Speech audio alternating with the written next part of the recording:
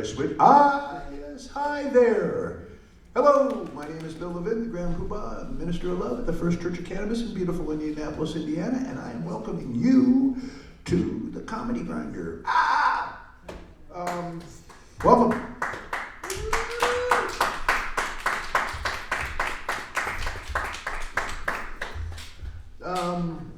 Would somebody like to come up and light the candles, perhaps? This candle stand for Live, Love, Laugh, Learn, Create, Grow, Teach. We start off all services by lighting these candles because it gives us a place to focus. Hey, yeah. And striking things right there.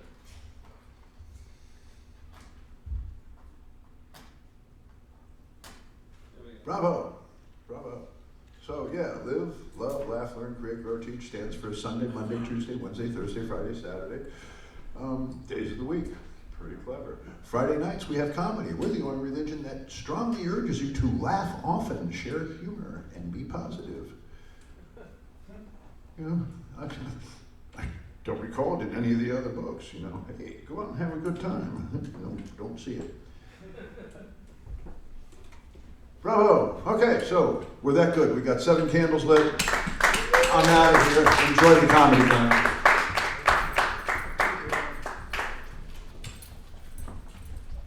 All right, good evening, ladies and gentlemen. How are we doing tonight? Yeah, that's right. Forced enthusiasm is always good and productive to the start of any good comedy show. Thank you so much for joining us here tonight at the First Church of Cannabis. Give it up for yourselves for coming out here and supporting live comedy. Yes. Welcome to the Comedy Grinder, episode 4, A Sinking Feeling. That's right. We like to make sure we underline all the happenings in one statement. No, we'd also like to thank our internet viewers, all those who are tuning in with us tonight on our live stream. So thank you guys for being here.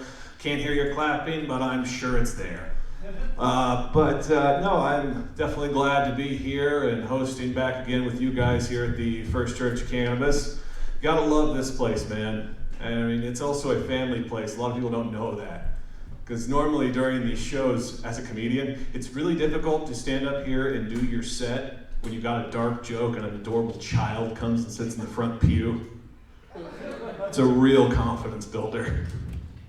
But as you guys can probably see already, I've got this here on my wrist and this here in my arm. I was actually in the ER earlier, a few hours ago, and decided that this was much more important to come and do. So, health over comedy, things like that. You gotta take your picks. But, I want people to realize that you can be this dedicated in this business. And it's important, like Bill was saying, to laugh and laugh often. Because if you don't, it'll sound a lot like this. See? Yeah. The ones who are laughing are mostly the comics who are going to be on the show tonight. So they're all like, oh yeah, so this is just like doing stand-up anywhere else. But no, this is great, because I'm definitely glad to be out of that hospital.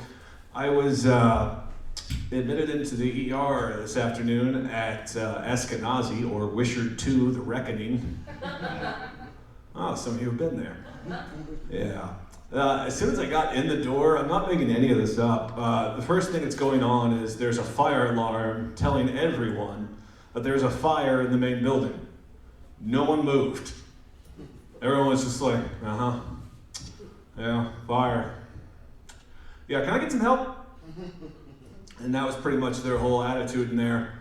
It was a lot better than the last time I was in there, because you're in a high quality hospital where every 5 minutes there's always an alarm that goes off letting you know someone snuck off the ward.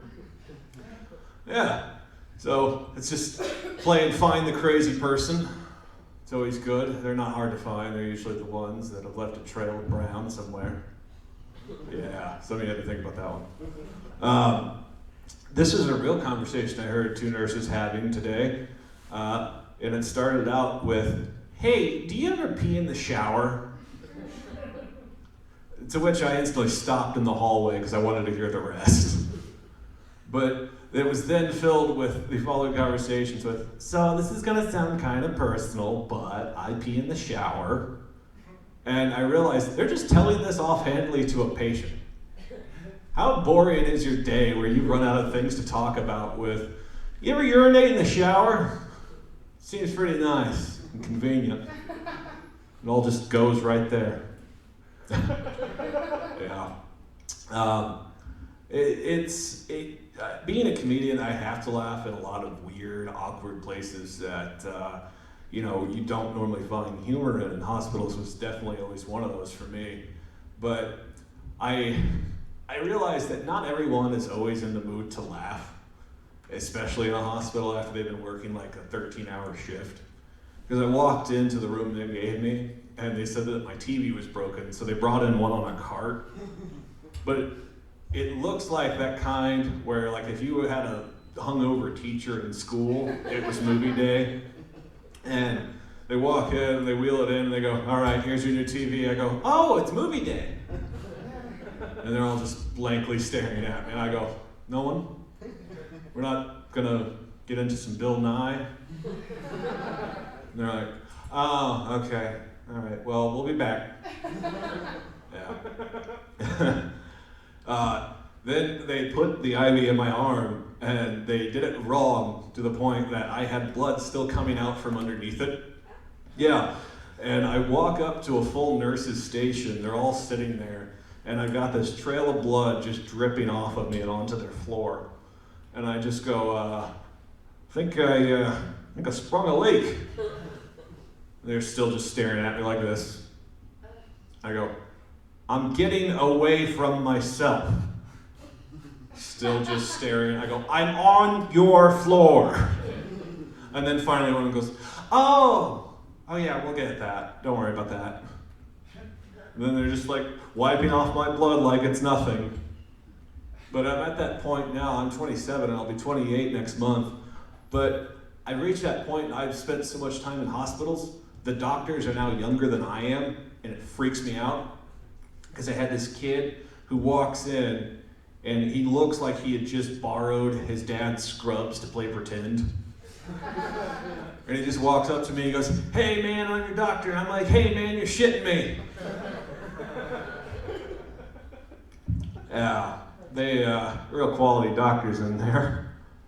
But it's also a fun place where you get to play Spot the Dry Blood. Yeah. And you wonder how many times they've played Evade the Lawsuit. Yeah, but like I said, I've spent a lot of time in hospitals. Like a lot of you guys know who don't know me, I've had 8 surgeries on my spine. Very first surgery I had was outpatient surgery. If you don't know what that is, it's basically where after it's over, you wake up with a bill pinned to you in your car.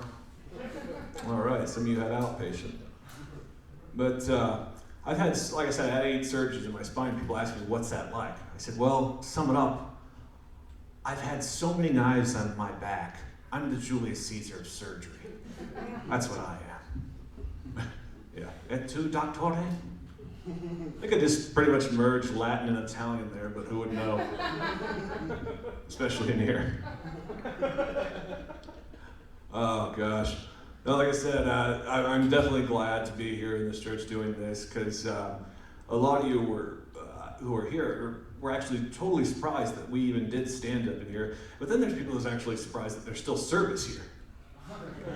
And if you're like me, you're wondering what was the service going to be like here. I thought, what is a Cannabis church service got to be like? I want to see communion here. You just see a bunch of little communion cups full of Mountain Dew. You could have the body as Doritos. I think it'd be pretty cool. But I mean, like, there's other religions that are getting into the whole cannabis movement. I read they have now a form of kosher weed. Well, I feel we need a new holiday to celebrate this fact. I feel we need Puff Puff Passover. Be a pretty bitchin' holiday. One of the things, though, that was really cool, like I said, this is a family place, so I see a lot of kids in here, and they'll be doing a lot of arts and crafts and things like that. I think we need to make it more kid-friendly, though, in here. I say we have a game. We could have Puff Puff Goose. Yeah, some of you aren't too kosher on that idea. Oh, man. No, it's fun. Like I said, I'm glad to be out of the house doing this because I've been watching way too much TV and I've been seeing how much they sneak into ads nowadays. Like I saw the greatest advertising pair in the world. I was watching the show Arrow. They went to commercial break and they go, "Arrow is brought to you by Target." Right, yeah. Some of you are with me on that. I thought that was personally a bullseye. But I've started to see where other people are like trying to sneak in their craftiness to these things. There was a school near my house where they were advertising a literacy awareness night, and I thought, how would they know? There was a hospital near me that was advertising an Alzheimer's awareness meeting. I thought that's good that they keep reminding them. We're gonna have to get a lot more comfortable than that tonight. I'm gonna have to loosen up just a little bit. But I'm excited to be here doing this show because we got a lot of great indies up and coming and best comics from around the city and state here tonight. We've got people like Elliot Hilton here from Bloomington. We've got Aaron Carr here from the Broadway areas and the downtown representing the comedy sports scenes and all that. We have Taiwan Slappy Williams here. Yes, he's the only one kind of giggling at that. But we've also got your house lunatic, Mr. Jerry Goebel here too. So, yeah, and we got Mr. Logan Hendry here joining us tonight. Good to see the young blood getting in here. Be able to help support us a bit. Use you as dialysis, Logan. Pump some blood in this place, you know? But, now, like I said, been spending too much time seeing things snuck in places, and one of them was I was driving down the highway with a friend of mine, and she saw this bumper sticker on a car for this foundation that her friend used to work for, and it was for autistic kids. And I asked, what did her friend do there? And I thought she had told me that what she did was she calculated the revenue generated from autism. Right, and I had to think about that, and thank God I was wrong. But I thought, well, you know, they say money talks, but those kids sure as shit don't. Not exactly a chatty bunch. Oh, I know, if I believed in hell, I'd be smelling brimstone. But I'm going to close with this one. Because, you know how when you die, kind of like I've been doing up here? They got different ways they can memorialize you, like they can either bury you in a casket or they can cremate you. They got new systems now that I really liked. One of my favorites was finding out that the maker of the Pringles can, after he died, they took his ashes and they buried him in a Pringles can. That's proof that once you pop, the fun does indeed have to stop at some point. Yeah, just let that one sink in. The maker of the Frisbee, after he died, they took his remains and they turned him into a Frisbee. Yeah, it's good to know the kids can still play with Grandpa. Just right after you wrestle him away from the dog.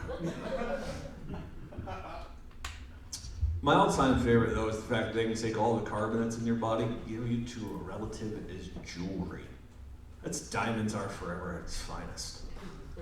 But I want to drive home tonight after this show, and I want to hear that Shane Company commercial on the radio.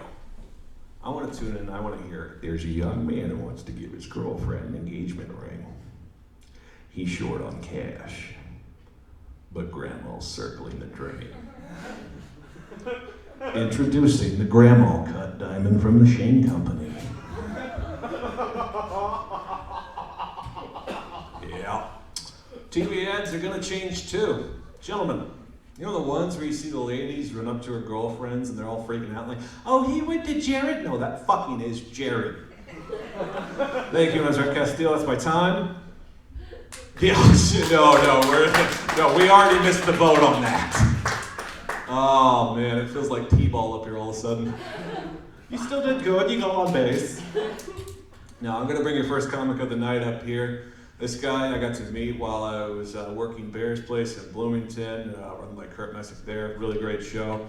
But I've seen this guy go up there in multiple places around the state, and he's just one of those guys that I always love seeing his set because it's just always stronger each time. So ladies and gentlemen, please welcome to the stage, Mr. Elliot Hilton. So sorry, viewers at home. I'm sorry too. I'm also glad to be up here so I can get some of this water I brought, because I'm high. Let's do it. All right, my name is Elliot Hilton. I realize that 90% of the time somebody directly addresses me that they're spelling my name wrong at the same time. My name is constantly spelled wrong. It's Elliott. It was spelled wrong on the flyer for this show. It's okay. I'll let it go. That's why when I get on stage, I adopt the persona of Old L. It's pretty hard to fuck that spelling up. It's 2 L's. Don't worry, you guys are a little bit cooler. You can call me Mr. Hilton if you're nasty. But you don't even have to worry about stepping on my dad's toes, because he's a doctor, and he's earned the title of Dr. Mr. Elliott's dad. I work at Target. I've worked at Target for 6 years. In that 6 years, I've earned 2 college degrees or majors. Same thing, maybe not. But I did it. I still work at Target at an entry-level position, and I hate it every day. I wake up and I'm disappointed that I'm still breathing. But these college degrees sure are weight on those shoulders. I care so little about work that I'm an intellectual type. I figure I have an English degree and I watch media constantly, so I got quips, I got quotes. I walk into work every day and say, I'm better than this, I'm an intellectual, goddammit, and then I go and do the job. But I don't talk to people or really pay attention to any conversations I'm invested in at work. I basically just look for ways to replace whatever would sound like a good response with a quote from a movie or a TV show that I've watched. And it's gotten me into trouble. A lot of trouble, actually. Started back to school last year. Our Target is connected to the only mall in Bloomington. And we have kids that came from out of state, and their parents come and visit as they're dropping them off and leaving their little birds to fly. And I had a father proclaim out loud, I feel like I'm in a mall right now. And I'm not good at guest servicing. I could have just been like, yeah, can I help you find something? But I didn't. I jumped around the corner and said, you best start believing in malls, Mr. Turner. You're in one. He wrote me up, man. He reported me. And I was on probation for a month after that. I had a sorority girl, one of those bitchy, newly initiated sorority girls, one that feels like she's on top of the fucking planet and she can just stomp on everybody. She came into Target and she's like, yeah, do you have any Keurig soup bowls? The Keurig coffee makers now have soup bowls, FYI. But at this time, this was a new invention, and when new, I'd never heard of it, and I'm there every goddamn day, so it's probably not in stock. So I say, I don't think so. And she goes, well, can you check in your PDA? And I look in the PDA and there's nothing coming up. She's like, can you call somebody? Because she sees I have a walkie on my belt. And I call somebody and I say, do we have Keurig soup bowls? And my supervisor calls back immediately and says, no, we do not. And she's like, can you go in the back and check? And I was like, look, bitch, I've exhausted all 3 of these resources. I don't think we've got it in stock. I didn't say that. I said it as nicely as I could. And she's like, I don't really appreciate your tone. And I was like, look, no soup for you. She's 18. She doesn't know what Seinfeld is. Almost got written up for that one, though. I finished Mad Men not too long ago, and I get a lot of opportunities to just be a dick to new seasonal hires. It's so fun. I just wait for them to gripe. One day, I had a seasonal come up to me, and he comes, oh man, nobody's recognizing me for any of the work that I'm doing here. Man, I've been here almost a whole year. No one recognizes me. And I said, that's what the money's for! I got sent to the supervisor. And I don't respect the supervisor. And he's like, Elliot, I don't know what goes on in your head when you come into work, but I worry about you sometimes. And I go, I don't think about you at all. He goes, you better be careful. I might write you up. And I said, shit. Just quoting Mad Men, bro. And he goes, I don't really think I believe you. I go, yeah, that last one was from The Wire. Got written up for that one for sure.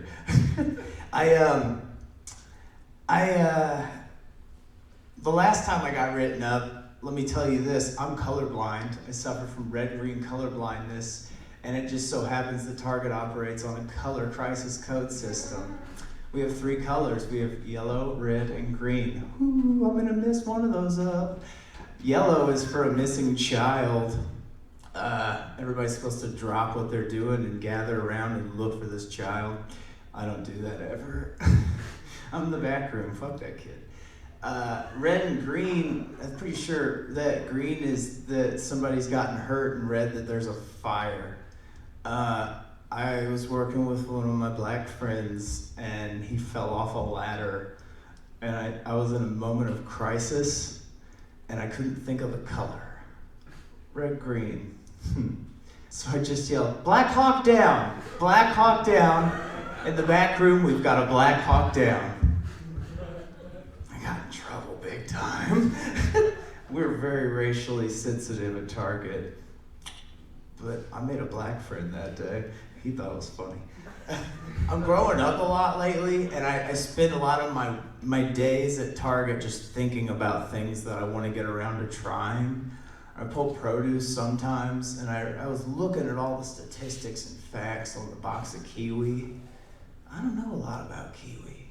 I may have had kiwi at one point in my life, but apparently it's got a buttload of potassium, more than 4 bananas. I want to get around to trying kiwi, I think. But that entire day I was conflicted. I was like, what if I fucking do it wrong? Is there a wrong way to eat kiwi? I'm pretty sure that there is, and I'll find it. But I came to a conclusion that day. I was like, God damn it, old L. You're an adult now. You're gonna scoop your own kiwi. Still haven't tried kiwi. I have to guest service now because they took my headphones away, so I can't get through that 11/23/62 audiobook I've been pining after for so long. And I had to talk to a guest on the sales floor recently, and it took the hardest ride I've ever experienced. I'm putting out big pens in our office section, and there's an older man with his elderly mother, so give him about a 60-year age span, and he's talking to his mom now. God damn it, Mom, you don't want to buy that big of a pen. A pen's a pen. A pen will do a pen's job, but you don't want to waste a whole lot of money on one pen. Now, handwritten sentiments, those mean more than anything to anybody, more than email will ever convey. And I was like, preach.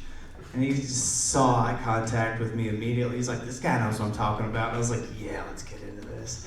And he's like, I tell you what, I don't have a cell phone. If somebody wants to talk to me, they're gonna have to get to me face to face or write me a handwritten letter and hand it to me or get it in my mailbox, my P.O. box. And I was like, sounds like you're playing supply and demand with your personal life. I respect the fuck out of that, sir. And he's like, now I'm not a religious man. Okay, this is where we're gonna get hard, right? But in the book of John and Revelations, man-made monsters were what led to our downfall. I think that was computers and robots. And I was like, wow, that went 1 to 60 faster than the rock and roller coaster, man. That was rough. I'm a movie buff, and movies basically shape a lot of my moral views. And I've realized that every Oscar season, I'm not a good person because I don't give a fuck about a lot of this political causes that are involved in being an Oscar film. But you know, god damn it, I want DiCaprio to win so fucking bad. So bad. Every fucking year, we go to state with DiCaprio and he gets shot the hell down. Every year. 6 years in a row. Not in a row, but in his lifetime. Feels like in a row, though. Whenever I get invested in the Oscars, I get really antagonistic towards the easy performances, the ones that are basically Oscar fodder. We'll just say anything Eddie Redmayne's done, right? Right? Fuck Eddie Redmayne. This year, I went and saw The Revenant, and I didn't really enjoy it or appreciate it as much as I should have because I was basically watching it through a gaze of like a bad high school football coach from Texas. If you would take John Voight from Varsity Blues and just put him in a movie theater and watch The Revenant, he'd be like, oh, come on, DiCaprio. Fucking fight. I don't give a shit what you've heard about defending yourself against bears. I want you to put up some fight. Suffer. We got a game against DiCaprio coming up in 3 weeks. I hear he's going transsexual this year. Can you imagine that kind of pain? That kind of suffering? Cutting your dick off in search of love? I want to see you fight that fake bear, DiCaprio. Suffer. I want to see your breath on the camera, boy. We got to fight. We got to win. If we lose, he beat Keaton last year. Come on. It's bullshit. Fuck Eddie Redmayne, man. I'm never going to get an Oscar. I've done a lot of growth. We had to put a dog down 2 weeks ago. It was the day before MLK Day, and I had to be the one that pulled the literal gun, the theoretical gun, the gun that, well, the dog's dead. We put the dog down, at my word. And I had to argue with the vet, and I remember I called into work the day after, and it was MLK Day, and I had a supervisor who said, what's going on? I said, I can't come into work today, man. We went through a family crisis, and now we're grieving. And he's like, oh, man, what's going on? And I was like, we had to put our dog down. He's like, Elliot, I don't think that's a real viable excuse to call into work. It's just a dog. And I was like, listen, Mike, she was a black lab. Today's MLK Day, so I'll just see you Tuesday. I had to do that, and afterwards I went home and I went through a closet. I was just looking through a box of shit that my dad had saved for me over the course of my lifetime that I'd always wanted to look at, but every time I did, he'd slap my hand and be like, not till you're older. And then I realized, I'm older. Fuck yeah. So I looked through this box, and it's just bottom to top memorabilia of Larry Bird. Just everything you could ever imagine with Larry Bird's face on it. There's an LP record for a state song that they wrote about Larry Bird. Like, my dad really liked Larry Bird. And I messaged him and I was like, Dad, I had a real coming of age moment today. I kind of put away all the douchebagginess of experiencing you as a child and realized maybe at one point in my life you weren't a dickhead. You were just a young guy with inspirations and dreams and interests just like me. But I gotta tell you, did you want to fuck Larry Bird? And he said, no, son. I wanted to be fucked by Larry Bird. And I was like, whoa, that's a real proper noun, unrequited love, Father. No wonder you're such a heel. I've been looking back on a lot of shit that I remember from my adolescence, and I remember at one point my dad said, you realize that you think everything we tell you right now is bullshit, but when you're in your 20s, you're going to realize we were right. And I was like, that's bullshit. Now I'm in my 20s, and I'm like, he was kind of right. He was a little bit right. He was a little off, but he was a little bit right. And I base a lot of this off of that statement, and then this other statement, which when I was a teenager, I remember my dad said, hey, old Al, you know who gets a lot of pussy? I was at that age in your teens when your dad talks to you about pussy. It's probably 15. It's probably 15. And I said, no, Dad. Who gets a lot of pussy? Jared from Subway. At the time, I was like, you mean a guy lost weight and now he's getting pussy? There's no way that's true. Looking back, he was kind of true. He was kind of right. He was just totally not specific. Like, if this was a short answer question on a test, he wouldn't get half credit. He'd get less than half credit, and the teacher would probably circle it in red felt pen and be like, elaborate! What kind of pussy? Because this guy didn't do that well on the test, but he didn't do well enough to just fail outright. She's like sympathetic and she's gonna let him go back through with his answers and maybe change a couple for half credit, but she's not gonna spoil the surprise. He was a pedophile. Yeah. Just hearing me speak and looking at me, the shirt says polite as fuck. You could probably like guesstimate that I'm the family black sheep. As of about 6 months ago, you were spot on. But things have changed. Times have gotten weird. Especially in my household. I come from a hard Fox News right-wing Republican family. I mean, I'm totally here right now. I totally came from that. But let me just give you my background. I would say some of my personal accomplishments were like, my parents got divorced when I was 15, which was the fucking dopest time of my life. They left behind a liquor stash they'd forgotten about that I still couldn't fucking afford today. We drank it all with Gatorade because it tasted icky. I was kind of a heathen as a child. I remember drunkenly walking across a frozen lake in our backyard. Bright-eyed child. I remember my claim to fame, though, was when I was 20 years old. I got shit-faced at a frat party, drunkenly drove my car around the block, wrecked into a parked car, totaled the parked car, left the scene of the crime, parked my car outside my house, went to bed, got up in the morning, had to be to work, realized I was fucked, had a cup of coffee, then fabricated a police report. Luckily, there's a 6-hour window on DUIs, and my best friend's dad's a lawyer, so I got okay. I was lucky. $50 gift card and maybe some $600 court fees. Later, I was fine. But as of lately, my sister came out as a lesbian, and now I'm the golden child. It's pretty fucked up, right? I feel like I put in a hard amount of work for what I just got stripped away from me.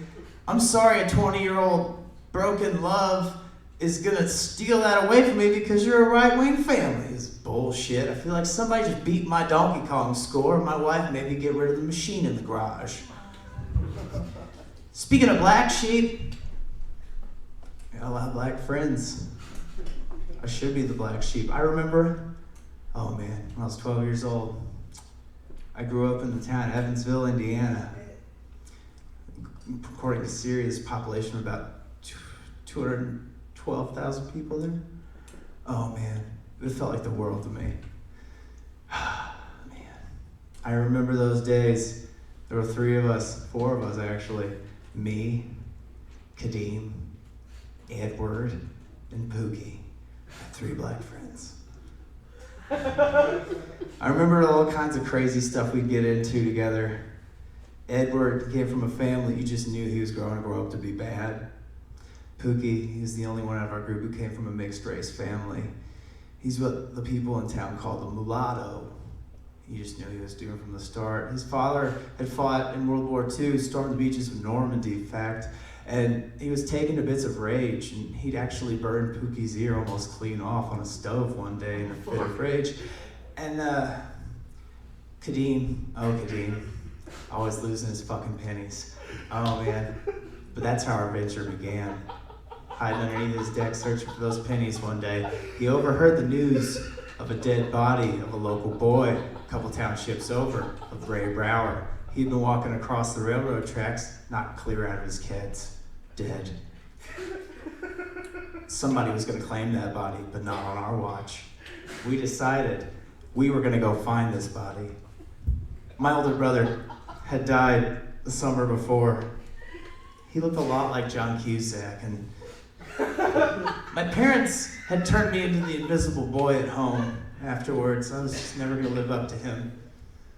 But I went on that journey because I needed to find about mortality and all the boyhood and racial relations had to offer. And we trekked up north.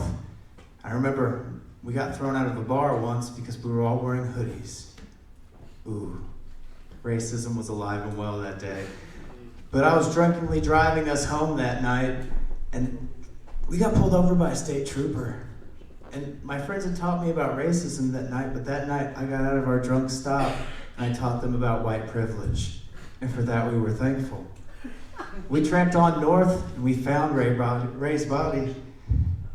Just then a young Keither Sutherland had approached with his hoods, and they tried to claim the body for their own. Not on my watch.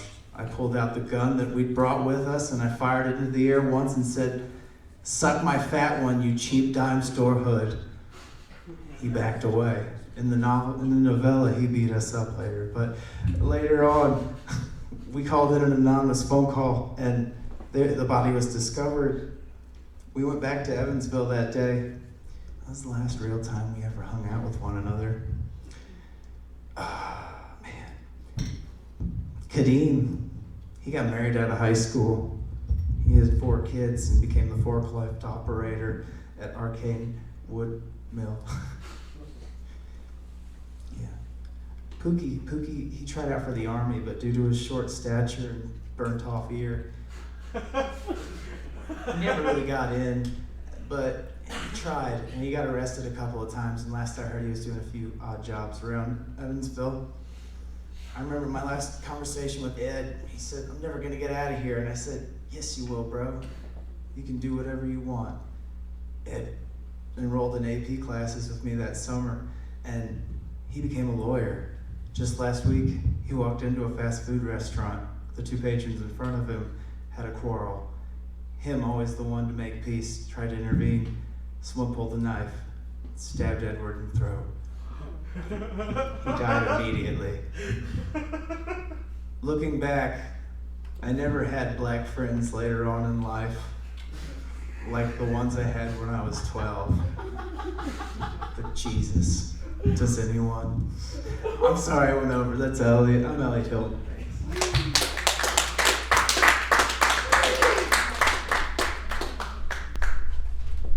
Give it up one more time for Elliot Hilton. Oh, yes.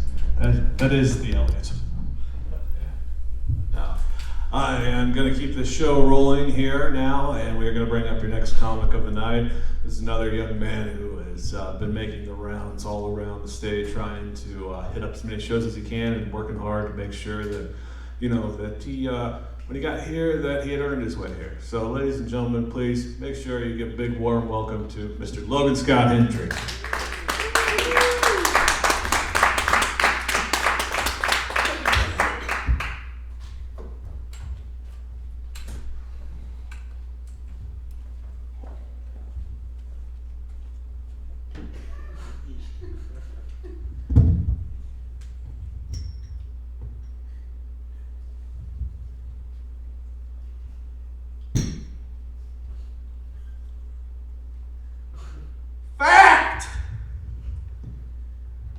I sleep with my shoes on in case there's a fire, because I don't know how not to be nervous. Fact! No matter where we go or what we do, my mother refers to me as her other son.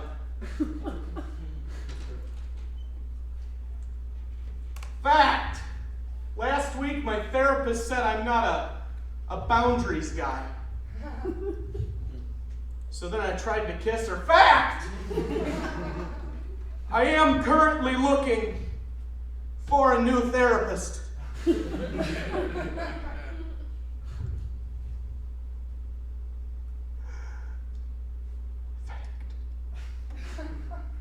For the last 15 years, I thought that Guy Fieri and Rascal Flatts were the same goddamn person.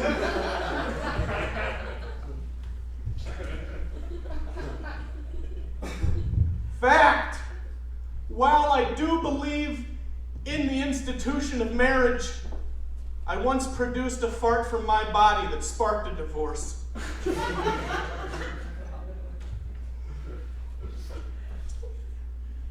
I'm going to stop that. How's everybody doing tonight? Good?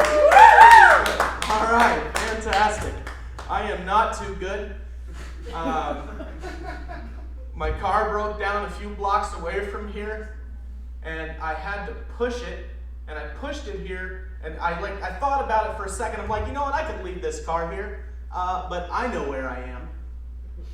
And if I leave this car here for more than 15 minutes, a meth head with a butter knife is going to steal my broken radio. So I had to push the car here, which was exhausting. That sucked. I don't know. Just kind of over it, you know what I mean? Based on how my body's feeling right now, honestly, it's like it doesn't understand why I'm not staring out over a beautiful mountain range right now. Instead of staring at a bunch of potheads, misspending their valuable time to watch an asshole like me try for 20 minutes. It's ridiculous, and you know it's ridiculous. No. I had to push it, yeah, and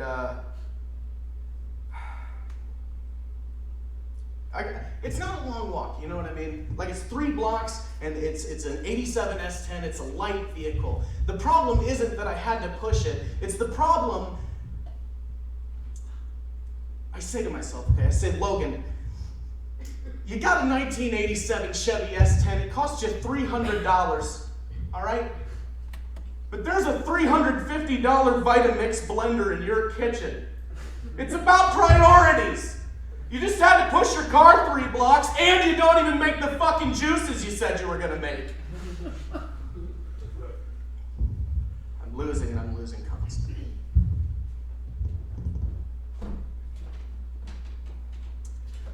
I just feel like for this much effort, I could have stayed at my house tonight.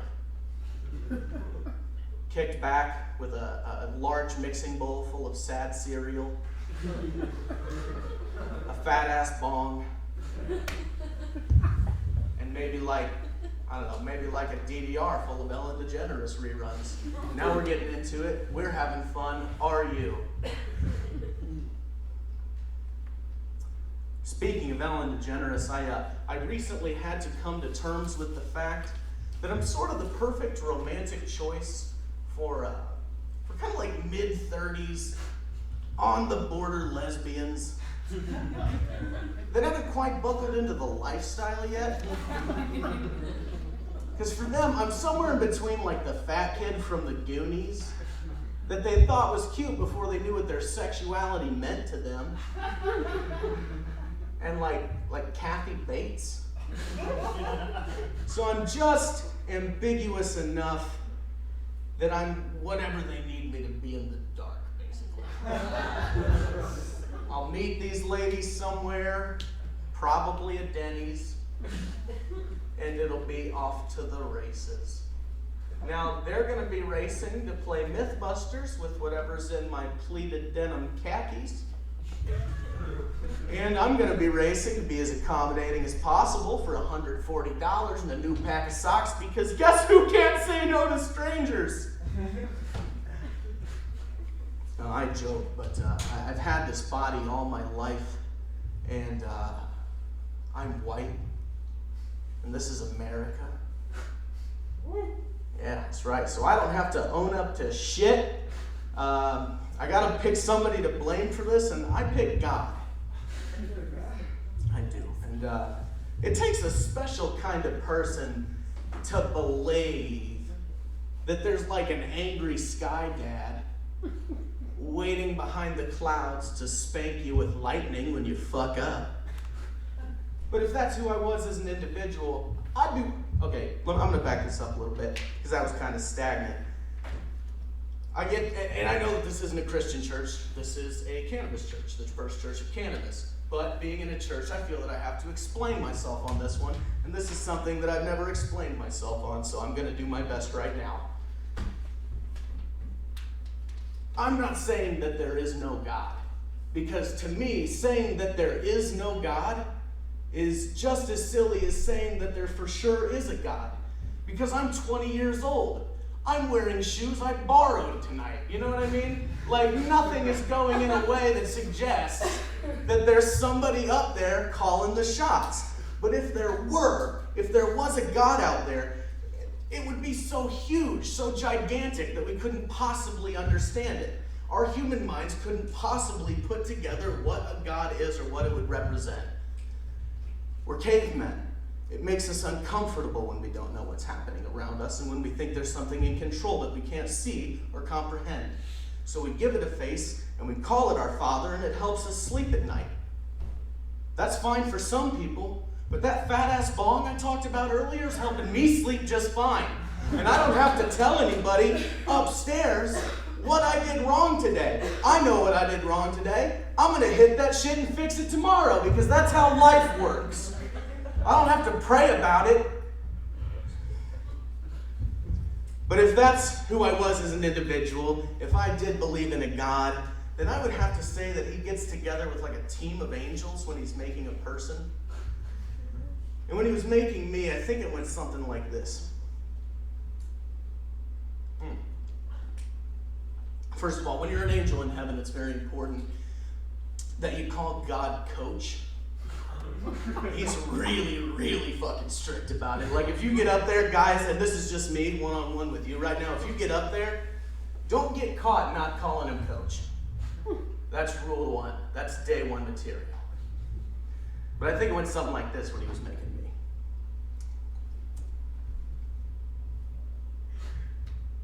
All right, everybody. Here's the deal with this Logan kid. He's going to be really, really funny all the time. He's going to have what I like to call a gift from me. He's going to make a lot of people happy with his comedy and his jokes, right, everybody? Ooh, but here's the catch, and you will want to settle in for it because this is a doozy. Here's the catch. He doesn't get to be happy. Ever. He's just gonna exist. He's just gonna be this weird little thing in like an existential fugue state. Just a swampy casserole of indecision and self-doubt. And he keeps going on, he's listing and listing. Finally, one of the angels chimes in, he's like, hey, Coach, when does it ever maybe get better for Logan? And then he's like, me damn it, Ricky, you're not listening. It doesn't get better, it just gets worse and worse, and he is funnier for it, and the crowds laugh, and he dies a little inside every fucking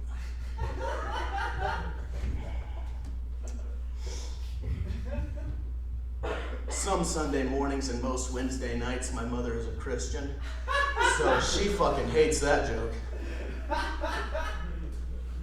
Round of applause if you love your mom. Round of applause. And it should be everybody. Don't be an asshole. All right. Now, round of applause if you or someone you know had to deal with the cool mom growing up. Anybody? The cool mom. Woo! She was like, yeah, let's be buddies. Fuck it, you'll make it. So, I had to deal with the cool mom growing up. And I'm going to break this down for you in the best way that I know how. By yelling.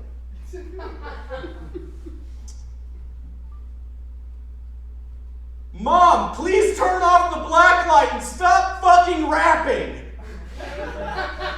We get it. Your rhyme schemes are sick. It is finals week. Mom, please stop wearing your socks over your sandals. It is not an ironic jab at society for the last time. It is just another reason that the teachers don't invite you to the meetings anymore.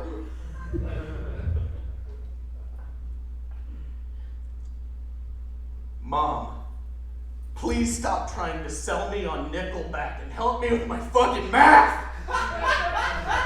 We don't all just want to be big rock stars, okay? We don't, Ma. Me, for example, I would like to get a good grade in this math class so I can go off to a good college, get a good job, not have to raise my kids in a fucking trailer park.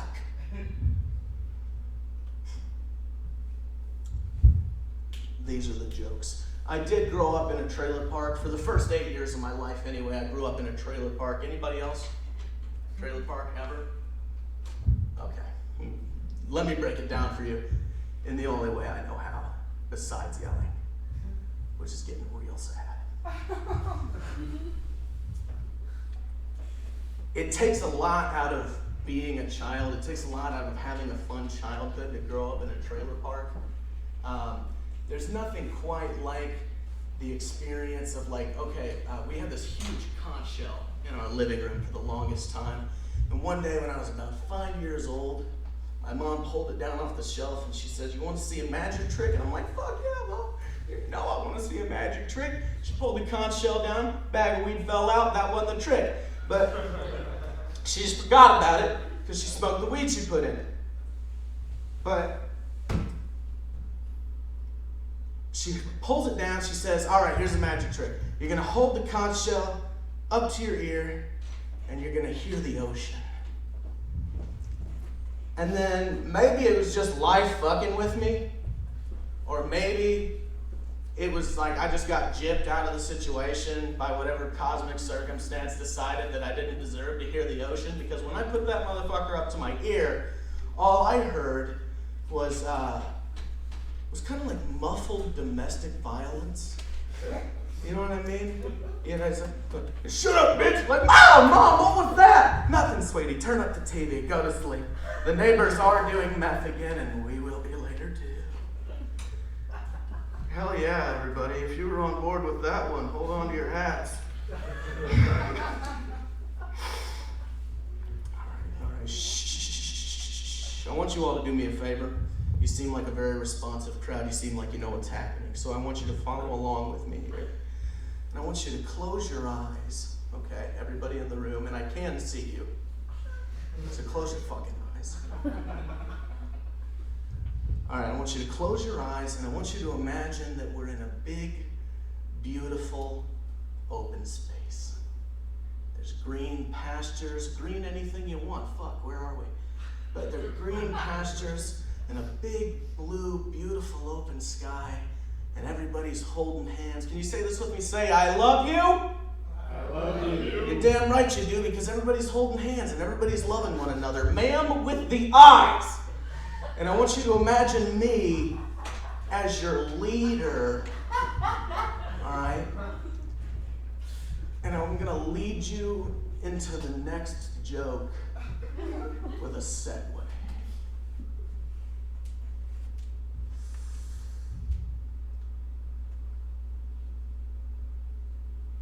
Thank you so much. So the other day I was in Walmart and I was buying a salad mix, avocados. It was fucking Hot Pockets. And I get up to the counter and the lady starts to ring me up. Sip of water here, getting a little dried out, huh? All this talking. And I get up to the counter and she starts to ring me up and she says, "Are you okay today, sir?" It's normal, it's polite, so I respond, "Yes, I am all right today. Thank you for asking." I go about my wallet and my business. I'm getting my wallet out. I'm getting ready to pay the lady. And then from the mouth of someone who has clearly misjudged our relationship, I hear, "Are you sure you're okay today?" I'm like, "Well, what?" Out loud, I'm like, "Yeah, I'm sure. Here's money." But then in my head, I'm playing it out. It's going somewhere it shouldn't be. "No, I am not okay today. It's been a tough week, it's been a tough month, and it's been a tough goddamn year. 4 places I've lived, 3 jobs I've worked. Debbie, you're gonna come at me with this shit? Let me ask you a question, Debbie. Why is that any of your goddamn business? Debbie, why are you even asking if I'm okay today? Are you asking because you want to know if I'm doing all right? Or are you asking so that later, when you clock out of your second shift job at Walmart, you can walk back to the boss's office and knock on the door and say, "Hey, Bill, went the extra mile to help a customer today," all in the hopes of getting that promotion you've been wanting? Even though you and I, Debbie, both know that you only get that promotion when you go down on him, because that's how our disgusting, misogynistic fucking country works, Debbie. Why do you need this promotion so badly? Trying to get some better dental so you can get some braces for your 18-year-old son who's really been needing them? Where's his dad at, Debbie? Why isn't he helping? Oh yeah, that's right, I forgot. Let's take a walk down memory lane, Debbie, you and me. You and me. January 25th of 1998, the Green Bay Packers lose 24-31 against the Denver Broncos in the Super Bowl. Her husband, disheveled, disgruntled, leaves to buy cigarettes and never comes home. He raised the boy alone, Debbie. You raised the boy alone, Debbie. You're not a bad lady. I don't want to hate you. Just ring up my fucking Hot Pockets and don't ask me questions that you're not ready to hear the answer to. And of course, all of that's in my head in about 15 seconds because I don't know what I'm doing about anything. Debbie was a nice lady. It's important that I make note of that. And she was a goddamn good cashier. And I think that's important. I've been a cashier at a truck stop. It's a horrible environment, but I've been a cashier and I identify with them. I love them for the most part. Honestly, they're great people, little angels. I just want to buy them hats and take them home. But there's this one story I have to tell you. It's just a real piece of shit cashier here. I stopped off at this weird little gas station in a stupid little town called Ladoga, Indiana. Some of you are responding well. Anyone else in the room that hasn't heard of it, you are correct. But I stop off and I go in the gas station, and behind the counter is this sort of fat, balding Indian man in his mid-50s, just like hanging out back there. I wasn't sure if he was working because nothing about anything suggested that he was. But he was. I walk up, I say, "Excuse me, sir, where is the restroom?" He says, "It is in the back. You'll have to use the women's. The men's is out of order." Like he was Indian, but there was so much hate in his heart I could sense. It just came out Russian. But I start to walk away, and I get even with the guy about right here, and we lock eyes, and he is looking at me right now like I'm the worst person in the fucking world. And everything goes all slow motion in my world, and everything's terrifying, and all at once it's just, "Don't fuck up." From his mouth, out of his mouth, "Don't fuck up." And I'm like, first of all, what had to have happened in that men's restroom for him to feel the need to warn me not to fuck up something that I've been doing since I was in diapers? Literally. I just had to imagine some kid, right, probably 16 or 17 years old, runs out of the bathroom with his pants around his ankles, and he stops. He looks at the guy and he goes, "Hey, man, I shit in the sink," and then he just takes off and he's gone. This guy behind the counter thinks, it's just kids being kids, so he decides to call a plumber instead of a police. The police. But what he doesn't know is that this kid's just getting started. He goes home and tells his mom what he did. She's too Xanaxed out to notice that he's stealing one of her 2 p.m. bottles of wine in the family car. Now he's on a cruise. Meets a guy named Chico behind a Circle K. Tries blow for the first time and loves it. Am I right, brother? Now he's really out there. Maybe beats up Chico's dog and steals his pistol. Goes for a jog. No pants again for some reason. Shoots a widow in the kneecap. She survives, but now she's got 2 wounds to heal. He's doing all this terrible shit, and then this guy's standing back here behind the counter, basically the aggressor for calling a fucking plumber, and he's looking at me like I'm hot garbage. But you only called the plumber when that kid shit in your sink, and you should have seen this coming. All right. Ladies and gentlemen, that is the alarm on my cell phone going off. I was supposed to be at work tonight, and I told my boss I was sick.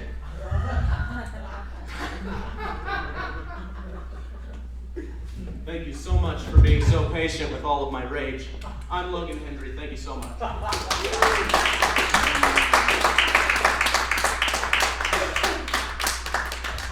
Give it up one more time for Logan Hendry. Yeah. No worry, Logan. We're not live streaming or anything. You know, job security. Gotta love it.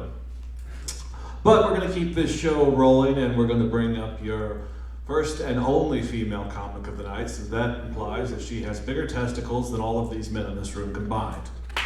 Yeah. Hey, you never know when you're gonna get a ball clap.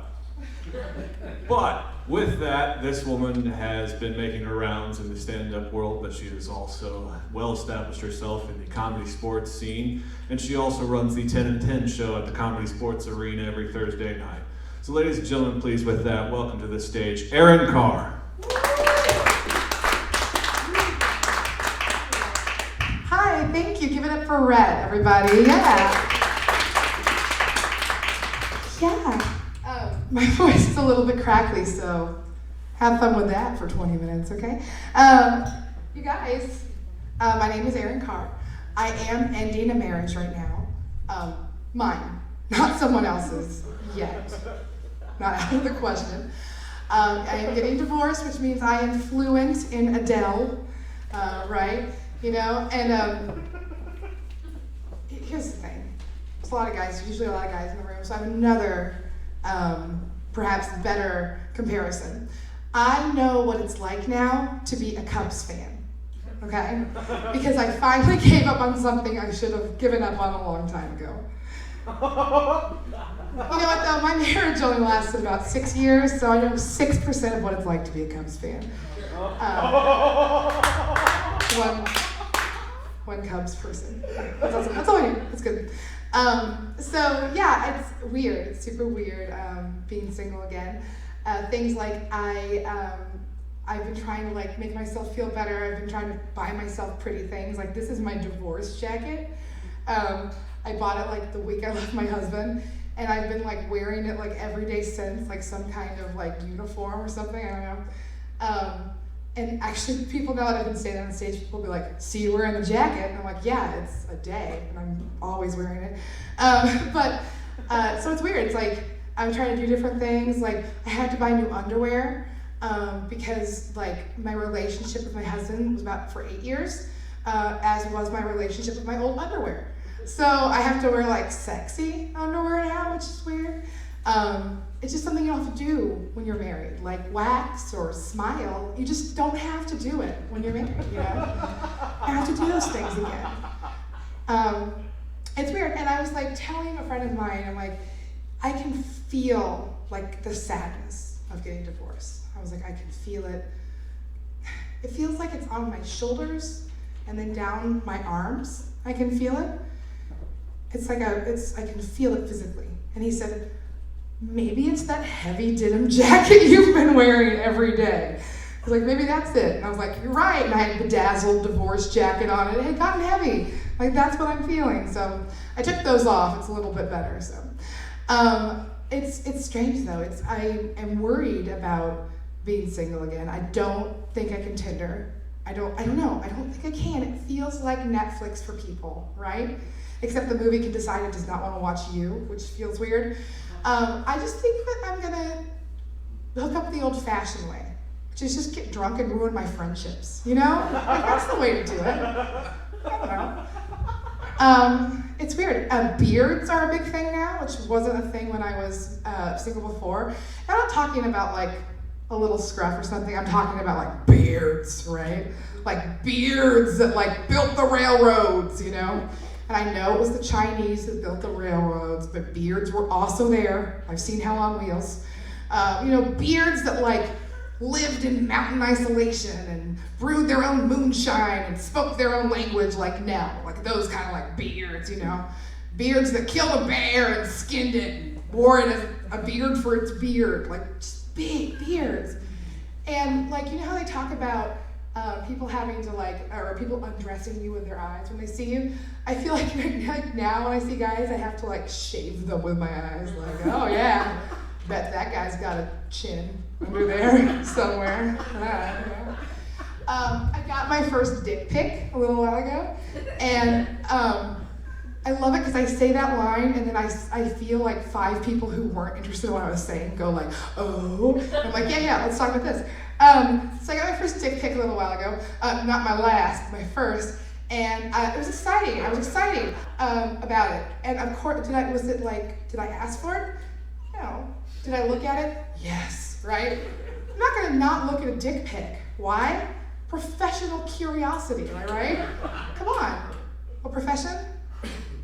Vagina haver. I run a small or medium-sized business. I am the president and CEO of my vagina. I also do human resources and social media. I mean, I gotta see what's out there, you know? The problem was that he was like, send something back. And I was like, because like I feel like dick pictography is pretty simple, right? You know, you just like take it out and dick it up a little bit and shoot. You're like, there it is. What do you want? That's what I got. And I'm like, what part are you interested in? I'm not, that's just gonna look like a medical diet. You don't wanna, I'm not flexible enough to just do that. You know, just right here. And I'm not like saying I'm not sexy. I don't think I'm not sexy. I do think that there is, like being sexy depends on me like moving and talking and like wearing clothes. You know what I mean? Like, you know, you see a picture of the Loch Ness Monster and it's intriguing, but if it wasn't blurry like that, it's just a couple of medium-sized rocks. You know what I mean? Like, you need the mystery. So I'm like, I don't know. So I was like doing this huge, you know, like Vegas-like production, trying to figure out angles and like what to do, you know, like it was very smoke and mirror. I got an assistant involved or whatever. And literally like at the end, it was just me like pointing at my boob and like thumbs up, like got him in here. Like I couldn't do it. I don't know. Dick Pick, or I'm sorry, Richard Pick, he texted me and was like, it was very romantic. He said, let's meet up in Broderville. We can fuck on the Monon Trail. I don't know if you guys are people, the Monon Trail. It's like, and I said no, because I'm not homeless. I'm near homeless because I'm living with my mom, because I'm getting divorced. The problem was he's living with his parents too, not because he's getting divorced, but because, okay, so he's younger, he's old enough to drink, but couldn't rent a car. So he's like right in that age. Love, pray love. So he's living with his parents too. And I was like, no. And I didn't even realize that was like an acceptable use for the Monon Trail, right? It's like a sports thing. I was like, I don't know. I mean, is a thing where like walkers yield to running yields to missionary? Is that how it goes with it? I don't know. I don't even know the rules. You know, you wouldn't do anal there. You save anal for the canal, am I right? Location-specific jokes. Yeah, so I have a spirit animal, Coco the gorilla. Do you know Coco? She's super famous celebrity gorilla. It's like she's like the most famous celebrity gorilla, second only to Rick Ross. Like after that, Coco. And she's like super smart science gorilla. She knows like 200 words sign language. And she just had a birthday. And they got her, it was a story I read, and they got her a basket of kittens. It's like, that's just adorable, right? That's adorable. And because Coco loves babies. And so she was so excited, she never had a baby. So she got these kittens, and she looked at them, and she said, put one on my head, which of course, you know, like you do, a kitten hat. And she took another one, and she put it in her hands, and she didn't crush it and eat it. She just held it, and she said, these are my babies now. And I was like, that's fucking adorable, right? That's so sweet. Coco's got her babies that she always wanted and couldn't have. Heartwarming. Then I kept reading the story though, and the thing is, like, it changed meanings a little bit because Coco doesn't live by herself. She lives with 2 other male gorillas. And they're like, Coco lives with 2 gorillas. She's never wanted to mate with them, but she loves babies, right?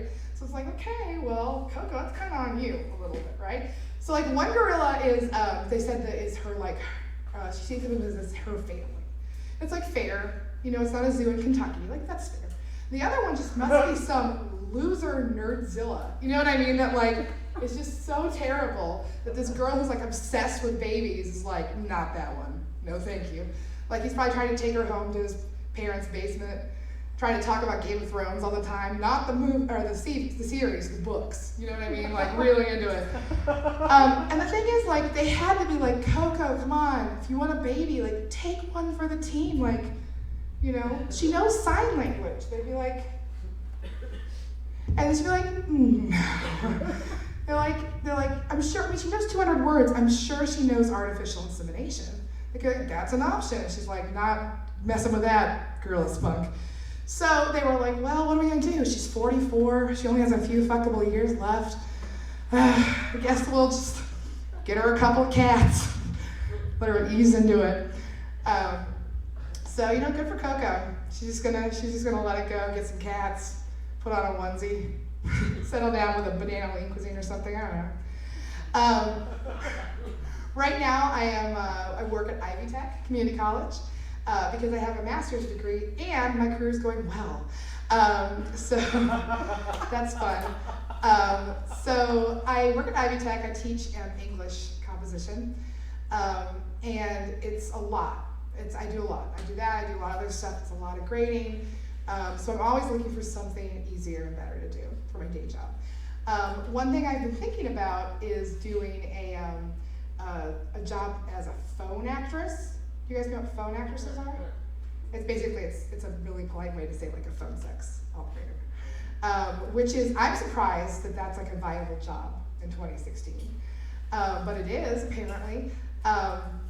It is, apparently, like, you know, you think that now you could just like swipe on a screen and they'd Uber over a hologram that you had sex with. But people still want to anonymously have sex with people vocally, I guess. And you can make like $30 an hour doing it, apparently. And no papers to grade, which is a huge plus. Just mostly oral exams, all right? So, so yeah, so I was looking into it.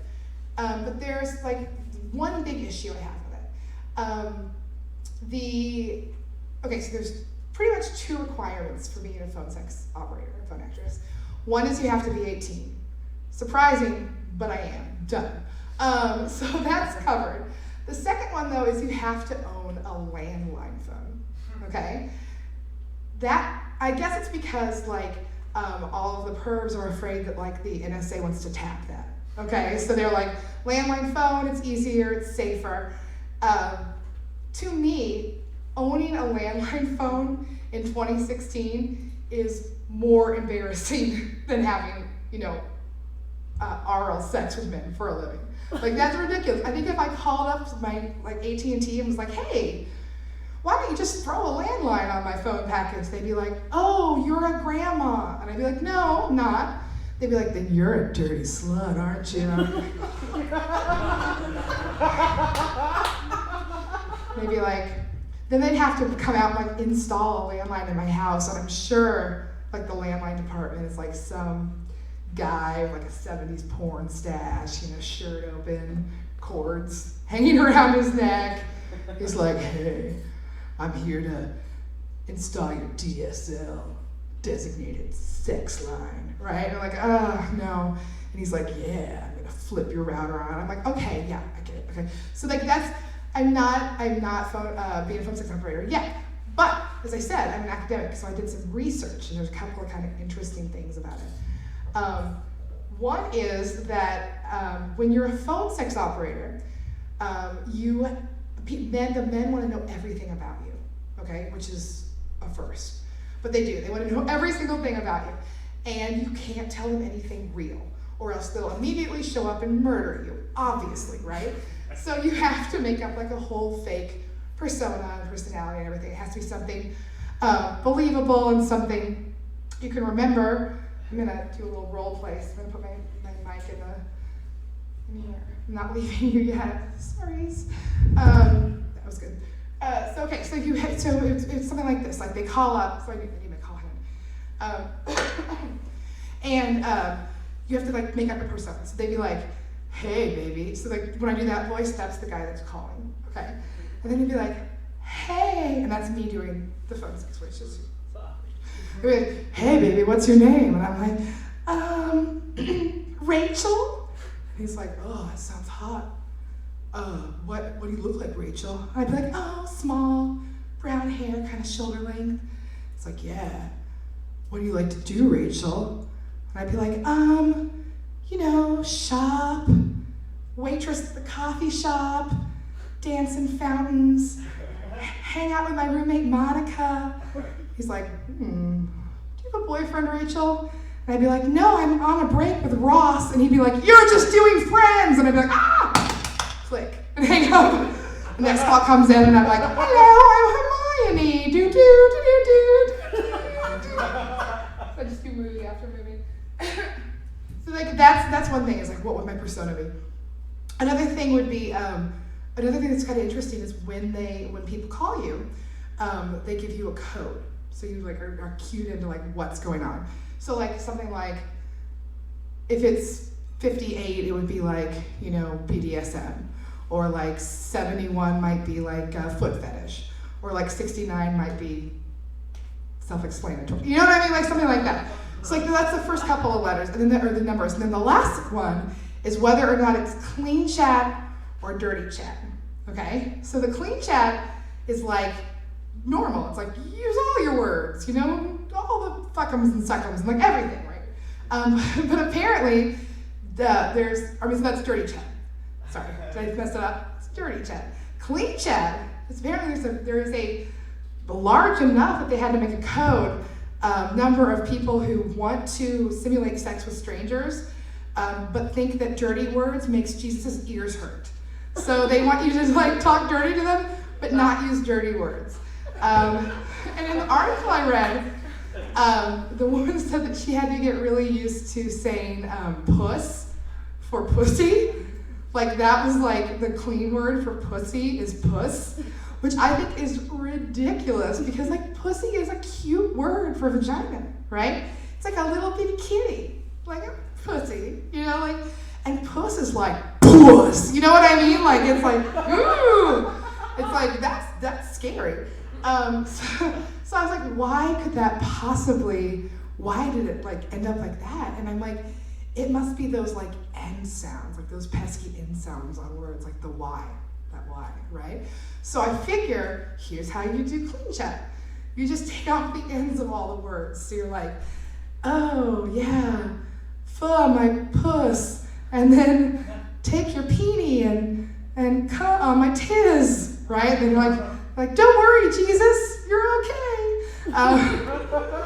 So that is, if you ever call up a phone sex line and you hear Rachel Green talking to puss, might be old Aaron Carter, that's all I gotta say. Thank you guys very much. Have a good night.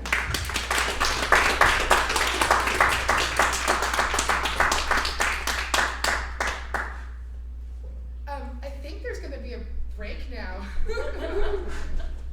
I guess the host wasn't watching, so it's cool. Gentlemen, it would appear that our MC has now missing in action. I'm not really sure what happened to him, but Aaron was right. We are going to take a 15-minute break, and then we'll be back, and hopefully so will our MC.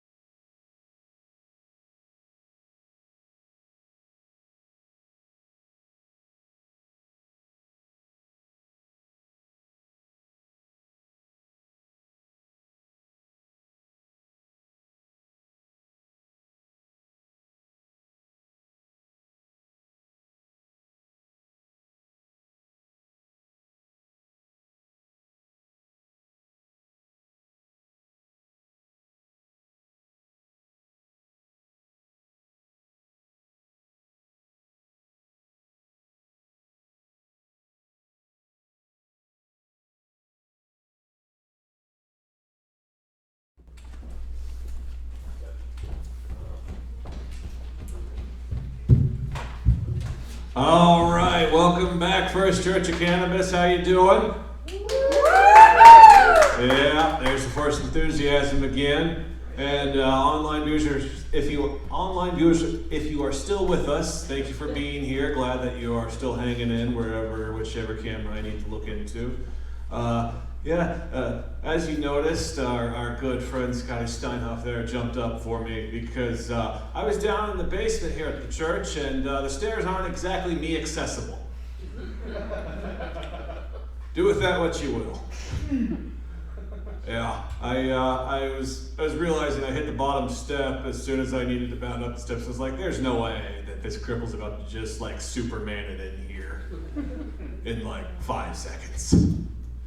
Like this is like that, like if Christopher Reeves did okay after the stem cells. Oh yeah, the kids still love the Christopher Reeves jokes. They still love that. Yeah. Like I said, you can still see it here on my arm. I'm still wearing the hospital band from being in the ER earlier. And while I was there, I was watching TV, just trying to keep from having this Vietnam veteran across the hall asking me if he'd seen a mice. But it wasn't that surprising since it was Eskenazi, so I was like, he could be honest. He could just not be flashing back, you never know. But I'm watching, I saw they had a marathon of the show Pawn Stars on History Channel. Yeah. See, a lot of you are like me, you don't give a shit. I am so surprised that show is still around. And it bothers me that, like, History Channel 2 has now become Original History Channel. They took over where Original History left off. They just picked up all that slack of alien conspiracies and Nazis, no problem. Yeah. But I'm watching it, and I just am trying to understand how for so many seasons people have been able to watch others get let down so horribly. Because I love watching, there was this guy who thinks he's got this very old like revolver, but it was like a test revolver before they made the real cool ones. And so he thinks that they instantly just make the guy feel like shit by going, that's not a handmade screw like they normally would have had in them. And this guy had just lost thousands of dollars in his mind. But the thing is, since it wasn't a real gun, I bet he really wished he had one that worked. Just to either right in the store or to them, you know, because frankly they're assholes. And if you didn't know about a lot of those shows on History Channel now, they're all set up. Especially like that American Pickers one. Because they will take some really cool piece of shit and just dump it in a pile of tetanus. And just wait for them to be like, oh, look, how could you have this classic restored car amongst all this filth? And that's another one, it's like in season 10. And Survivor's been on for over 21 seasons. I remember when that came on in '99. How have you had 21 seasons? It was fucking terrible. After the first season, there was no more point. That was it. The guy who won ended up getting arrested for tax problems. Shock. I mean, if you're already spending like 90 days on an island to win $1 million, things can't be that great. You know it's really bad when Logan Hendry's giving you the most laughter in the room. No, give it up for him. He did a good job up here. I was proud of that little comedy puppy. The world hasn't broke it yet. No, I remember one of the first few months you were with us, Logan, you were coming up to Eddie James and I out in the Mousetrap Alley of all places, which is already as bad as it sounds. And if you don't know what the Mousetrap Bar and Grill is, you're better for it. But he comes up to Eddie James and I and he's just like, oh man, I love a drunk heckler. And we just like, exactly, yeah. I was like, and I just, you had so much hope built up in you that I had to dash immediately. Because I just remember telling you, I was like, come back to me after your first year and tell me how much you love a drunk guitar. Because you guys don't understand what doing comedy is like. Like, this may seem easy to a lot of you, but no, it's fucking nightmares. Because I was in Fort Jennings, Ohio, doing a club for about 350 Lions Club members, only about 100 of which were actually listening to my shit. Kind of like this. And I was up there, and I got heckled by their mascot.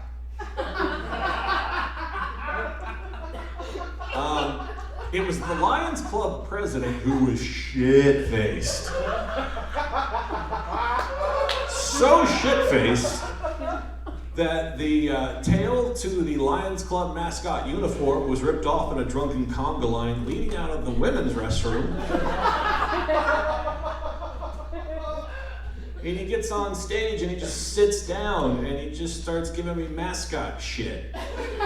He's acting like he's putting it in, like, when you imagine big, like, mascot lion, go with whatever you first thought. Because that's exactly what it looked like. Big fucking paws, like felt paws, and he keeps putting the giant styrofoam head in them, acting like he's falling asleep. Then he starts giving me one of these from the stage. Now, it is one thing to have a person yell, "You suck," and I've had that happen. But it's a whole other new level of heckling when they just fucking silently gesture at you. How do you come back to mine? You didn't say shit, so what do you say?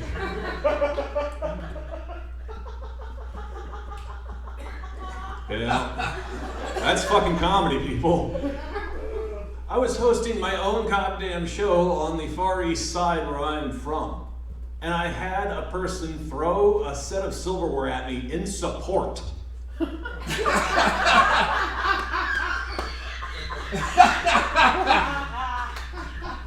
Yeah, I come from the oh-so-magical land of the East Side. Yeah, I live just down the street from Warren Central, and I'm not happy about it. I served my 4 years and I got the fuck out of there. But it's a very interesting place. It gives you a unique skill set you didn't think you would ever need in life. Like, for instance, I can tell you what kind of gun is shooting back at what other kind of gun.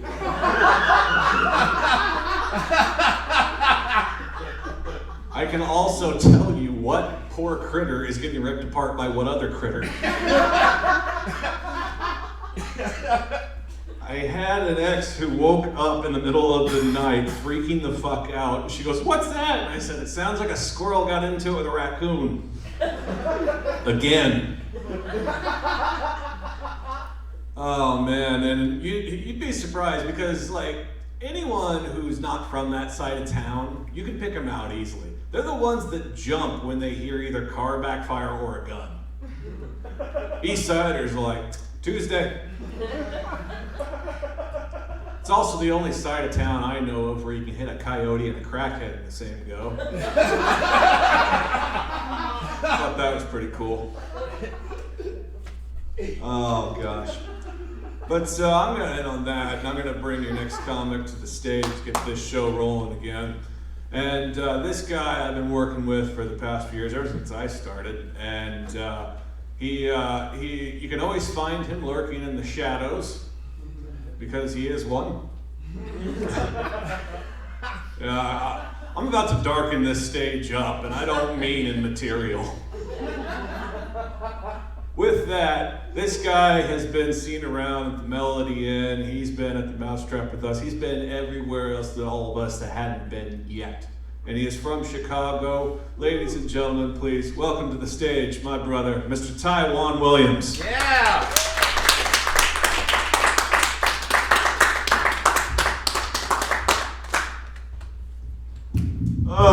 Give it up for Red one more time, guys.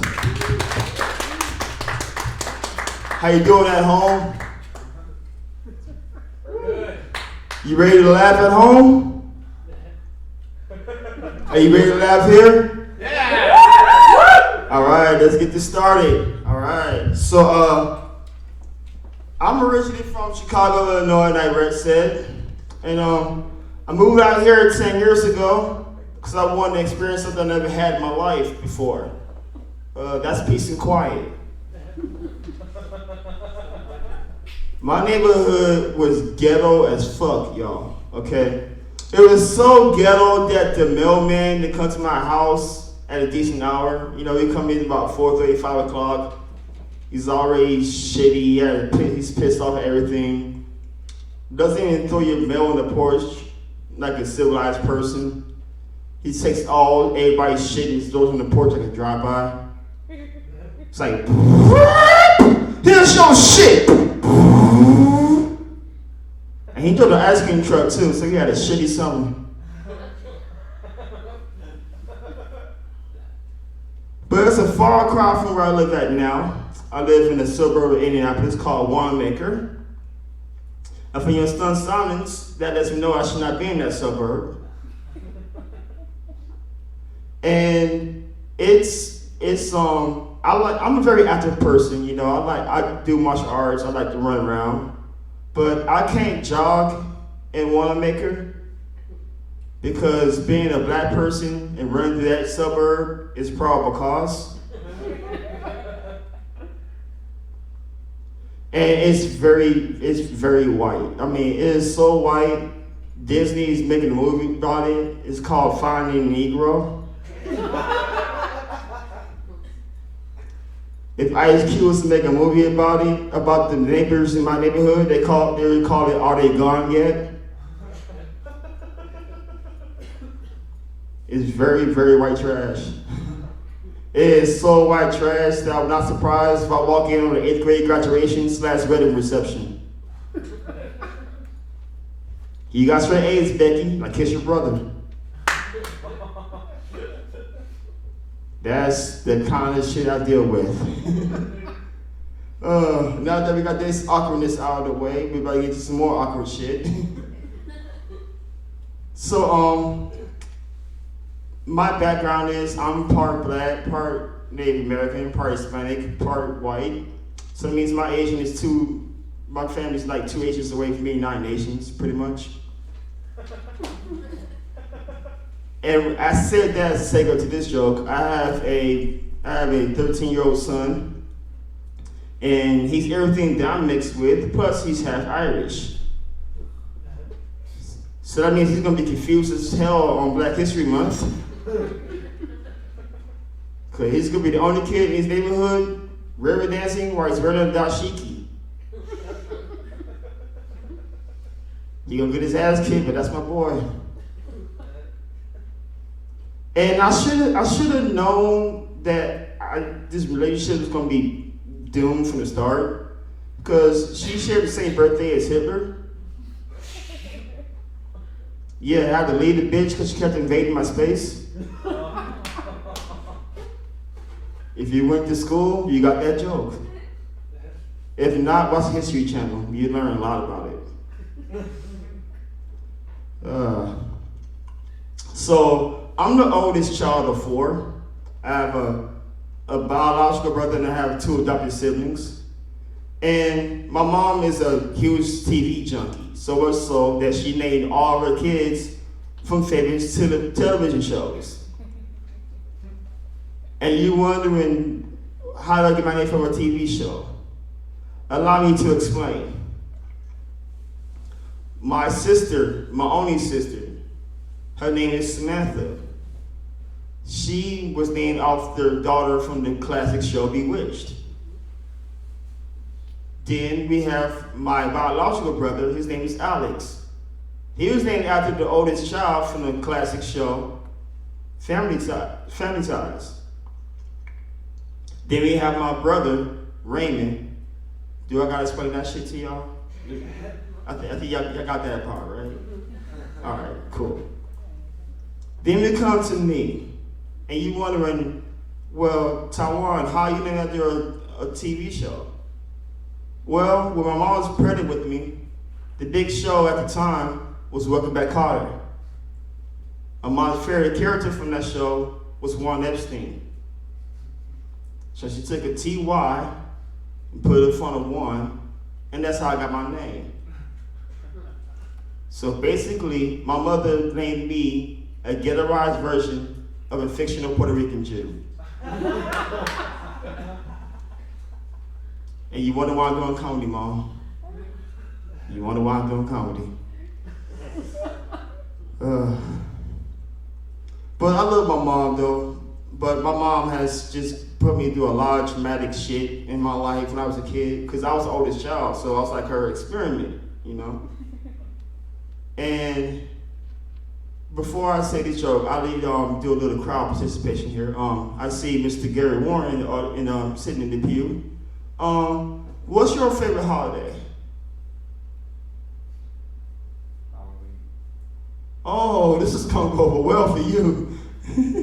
Because that's the Halloween. Halloween is the least favorite of my fucking holidays. And it's because of my mom, and I will tell you why. Let's set the Wayback Machine to 1983. It's Halloween night. I'm 6 years old. We're on the south side of Chicago, Illinois.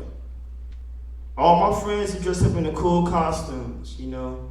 They're like He-Man, G.I. Joe, Spider-Man, Incredible Hulk, all the cool shit. This year, my mom decided I was gonna be a clown.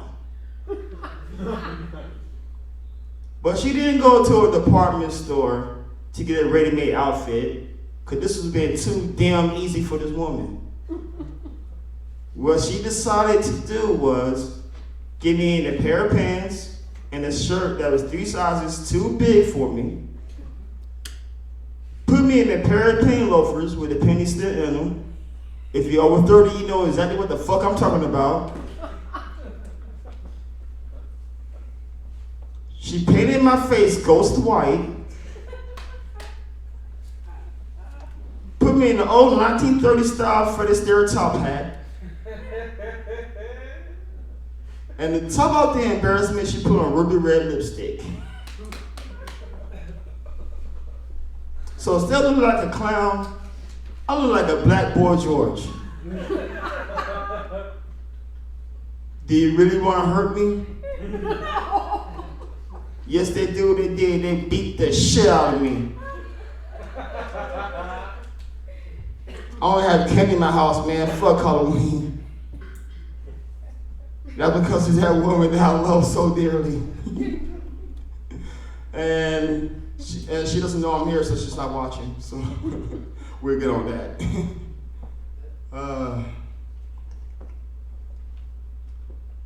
Gotta get a little bit of water here. I was having a little bit of sacrament before I got in here, so my mouth is dry as the Sahara.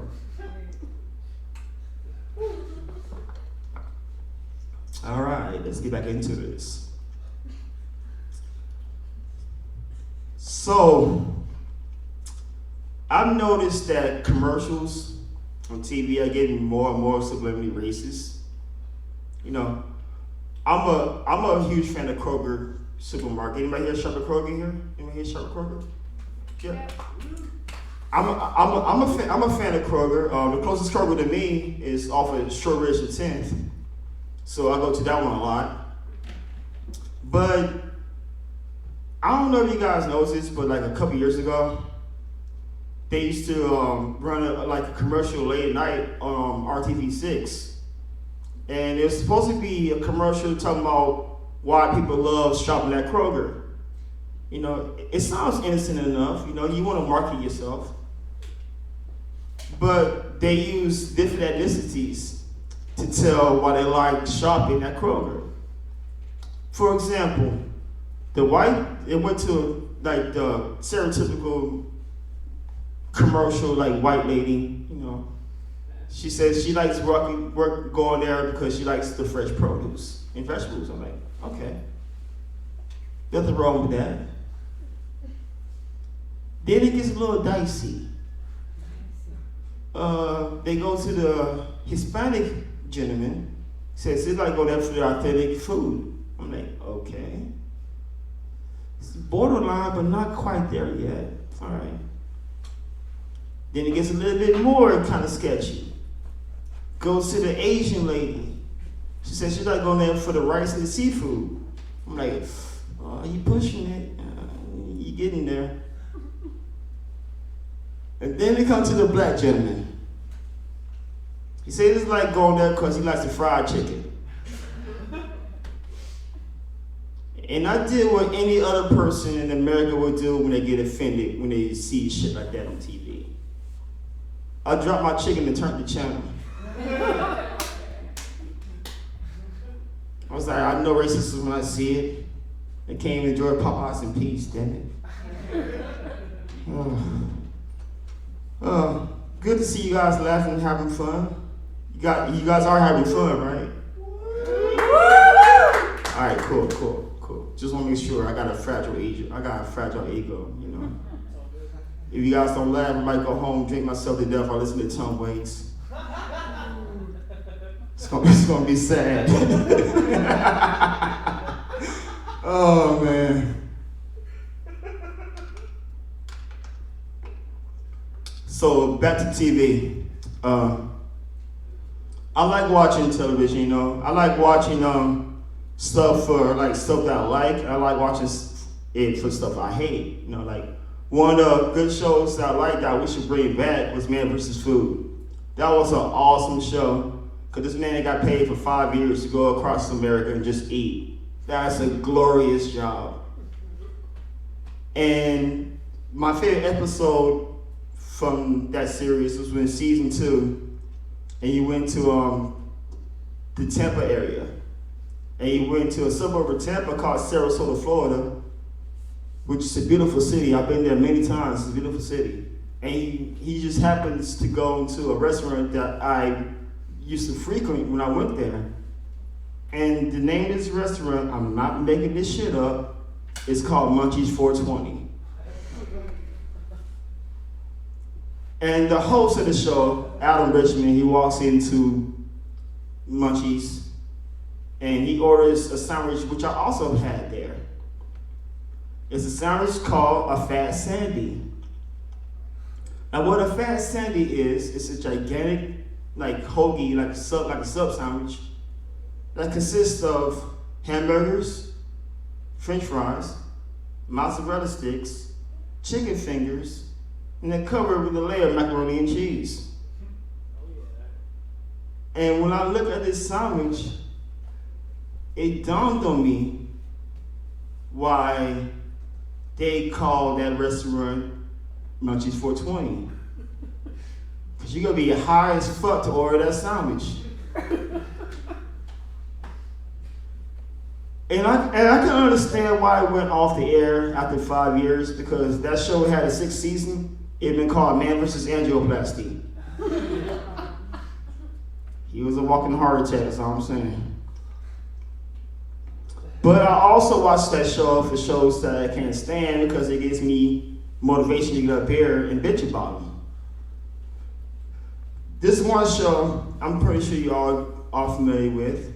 It's called 19 Kids and Counting. Oh yes.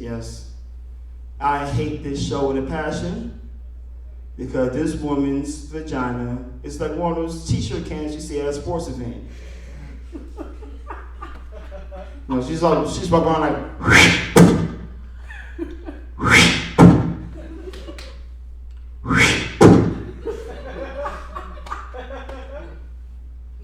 I'm waiting for Boomer and Paul George to show up.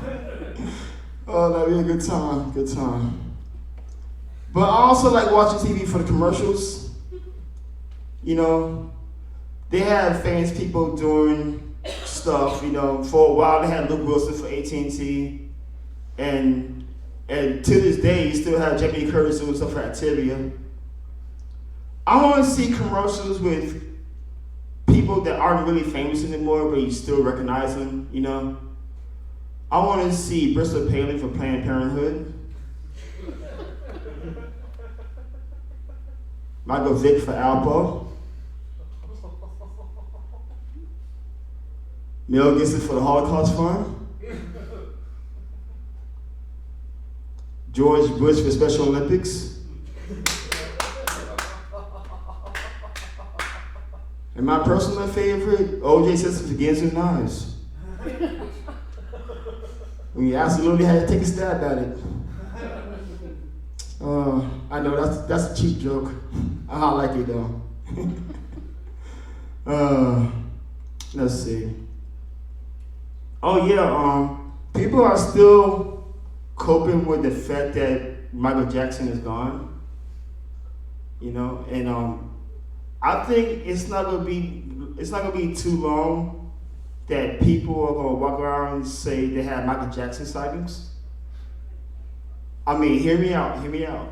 You got religious people saying they see Jesus and all kinds of various food items. You got people saying they seen Elvis running around right in front of Graceland.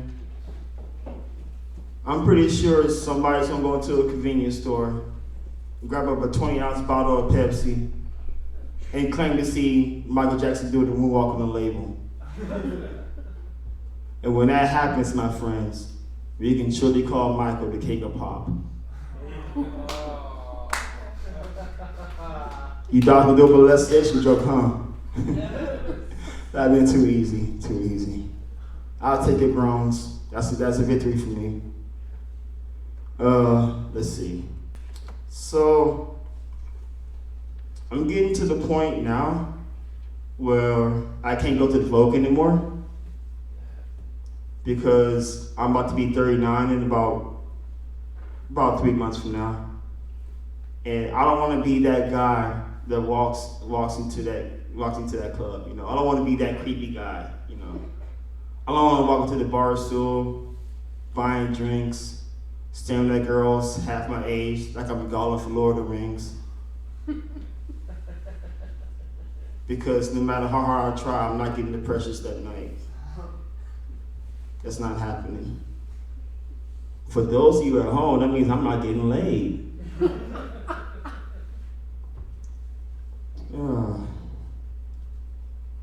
Let's see. Yes, I'll tell this one. So, it's 2016. Same-sex marriage is legal throughout the entire country, but yet it's still a problem. I don't get it, you know, I really don't. Because just as recent as 2012, when we had the midterm elections throughout that state for that year, there was a guy running for the U.S. Senate seat in the state of Colorado. He was a very evangelical Republican guy. His name is Ken Buck. And he was on Meet the Press one Sunday. And the host at the time was David Gregory. David Gregory asked him, did he believe homosexuality was genetic? He said no. That didn't offend me because they've been saying that for years. This is what insulted my intelligence with this man. He compared it to a disease, but not just any disease. He compared it to alcoholism. I'll repeat that so you know how fucking stupid this guy is. He compared it to alcoholism.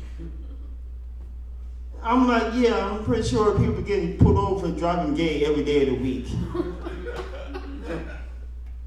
No, I can hear it now. Woo!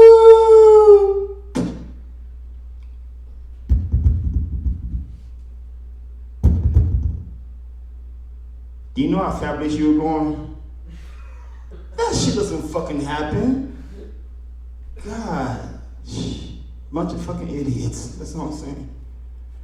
Speaking of idiotic things, I tell you this story that really happened.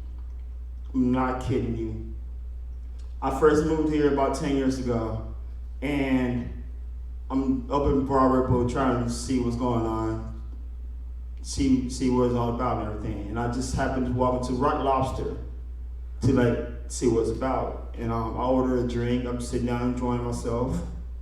And this young lady came up to me. She was in a pre-med in IU. I'm like, okay, cool. You seem intelligent. You know, so we started having a conversation and everything. You know, it was going good. And then 10 minutes go by, we noticed that we haven't introduced ourselves to each other. So she said her name. She said, "Hey, my name is Brittany." I was like, "That's a nice name." And I said, "My name is Taiwan." She said, "Really? Were you born there?" I looked at her and said, without skipping a beat, I said, yeah, I was born there. She said, "What part?" I said, "South Central," and walked off.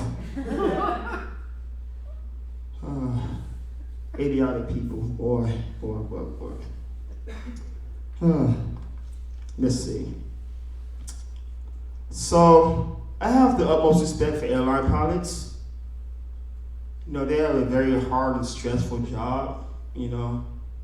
And one of my heroes to this day is Captain Sullyburger. You know, you guys remember Captain Sully, right? Yeah. A few years ago, this is what made me like him a lot, because a few years ago when I did an interview with all the passengers on the plane, they said that Sully was calm, cool, collected when he made the announcement they had to crash land in the Hudson. I mean, that could have been me, but it would have been for a totally different damn reason. This is how it would have happened had I been pilot of that plane one day. This is your captain speaking. I regret to inform you that the plane's about to crash. I have a parachute in the cockpit, which I'm about to use to jump off this bitch. I don't know what the rest of you gonna do, but you can figure that shit out amongst yourselves as the plane is going down. Good luck, Godspeed, and they can find US Airways. And that's why I'm doing comedy.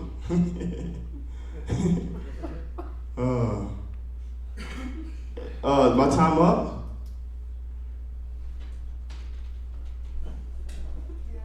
Oh, wow. Well, I guess I'll wrap it up with this. I do different impressions and stuff like that, and have been for years. And one of my favorite impressions I like to do is Mr. Louis Armstrong, because he's been a part of me since I was little. And I was wondering how he got that voice, you know, because you weren't born with that voice. You had to acquire that voice somewhere, because the voice is very distinct, you know. And I happen to think that maybe he was down in the green room at the Apollo, you know, kicks his bandmate and his entourage out so he can get ready for that mind-blowing performance he's gonna give for the audience, you know. He sits down in his chair, puts down his trumpet, and then I think this is how he incarnated his voice. The needles go, the smack is white.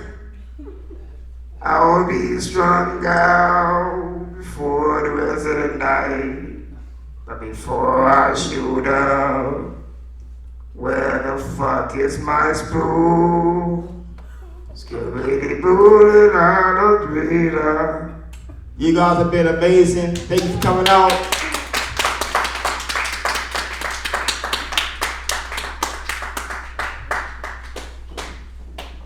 Give it up one more time for Taiwan Williams. Yeah.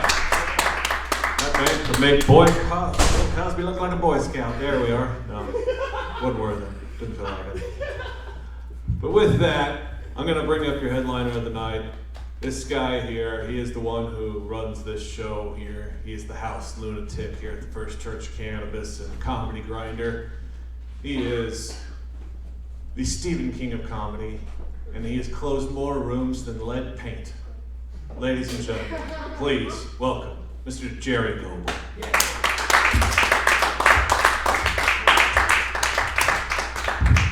Give it up for Rad. All right. Give it up. I was going to try to do this without glasses, but it doesn't make a difference. So it's the glaucoma creeping in. That's what I'm telling him for the dispensary. I want to, I'm weak. Give me some CBDs. Come on. And of course, in this fucking state, they think that means you play for like Canadian Hockey League or something. They're too fucking Indiana, the dumbest fucking state in the union. Hey, internet, fuck you. Good night. How you doing? I know you're not there because the wrong address is on the event page. Another one of those fucking accidental failures that seems to fucking happen all the goddamn time around this place. I'm really fucking sick of it. I really am. Fucking sick of it. You here? No, you're not. You know why? Because somebody fucked up the event page. When I pay for this shit, heads will roll.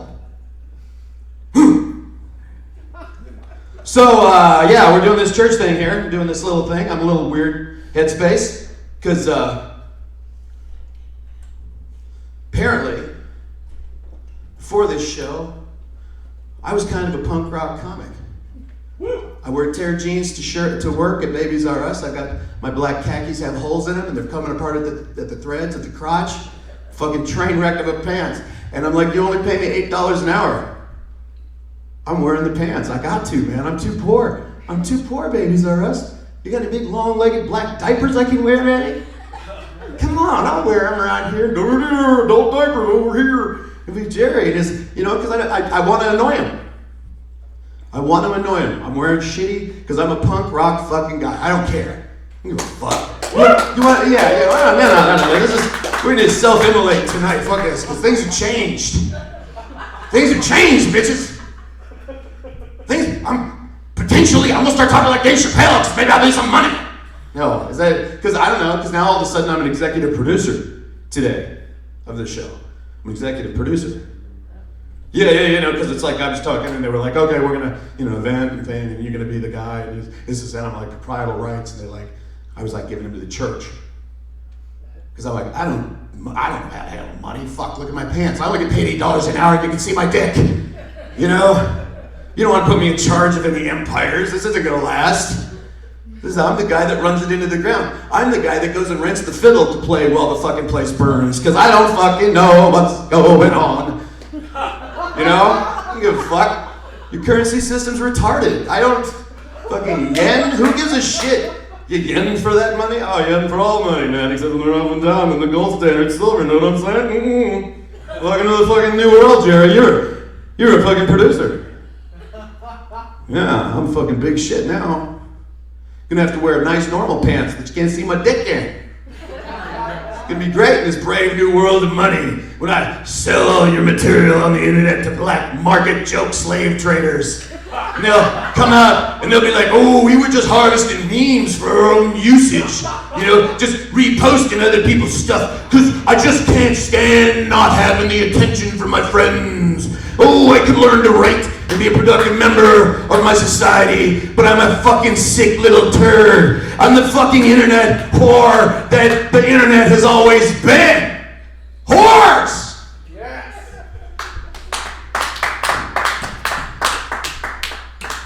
I'm sorry, we need to have a cat picture here. Come on, let's put a cat. I want to be known as the comic who does stuff like the fat kitty. Hey, I'll be the fat Jewish kitty guy. That's what I'll do. I'll repost everything. I don't have to learn nothing, man.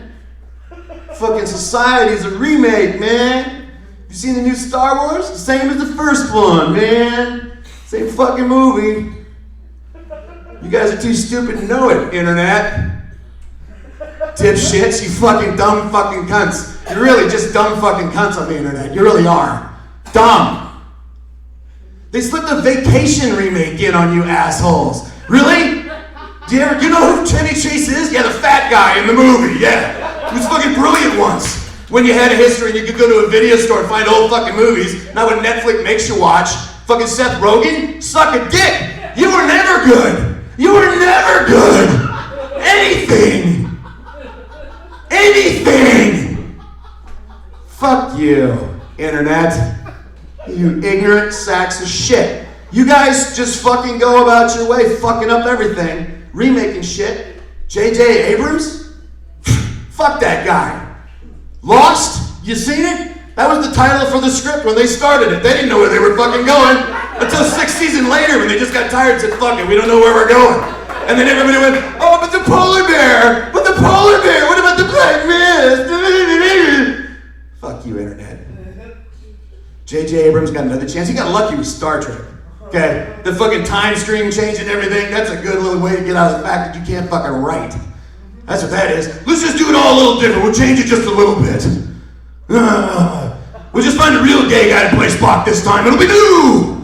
Woo! Can we get the guy from from Big Bang Theory, he'd be great. Oh, that'd be great. Fucking horrible. Then he gets to Star Wars. Jesus Christ. Okay. First, black stormtrooper. All right, I appreciated the scene. It's kind of like being a black dude in Indiana. It really is. Suddenly you wake up and there's guys in white hoods shooting the place up, and you go, oh, fuck, these guys aren't for me. Is this Hoosier hospitality? Is this what this is all about? Yeah, welcome to Hoosierland.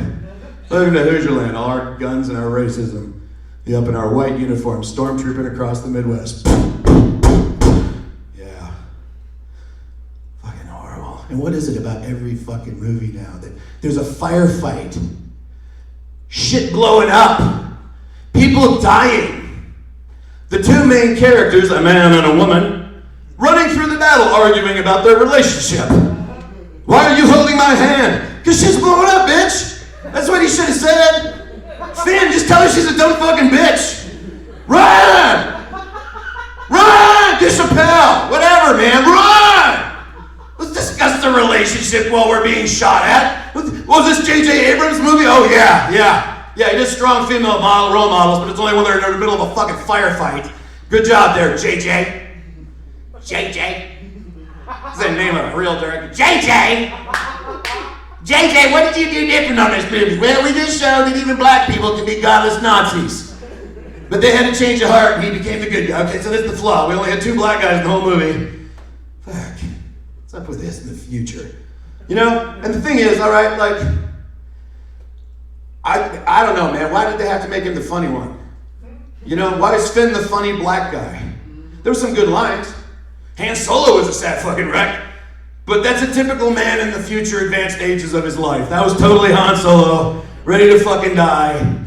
Just fuck this shit, man. I'm gonna talk my way out of another mess or I'm gonna fucking die. Was that my kid again? Oh, he's turned into a Sith Lord. Well, I told him he's a fucking asshole, and look what happened. Fucking big nose, screech head of the class motherfucker is your big Darth Vader alien? Really? With that claymation mask from a Tool video? What the fuck is that? Dude, what is it? I cannot not be sober. Fuck you, Star Wars. Fuck you. Kylo Ren. What does Kylo stand for? Pussy? What is that? What is this? All these emo Sith Lords. I can't fight unless I'm crying.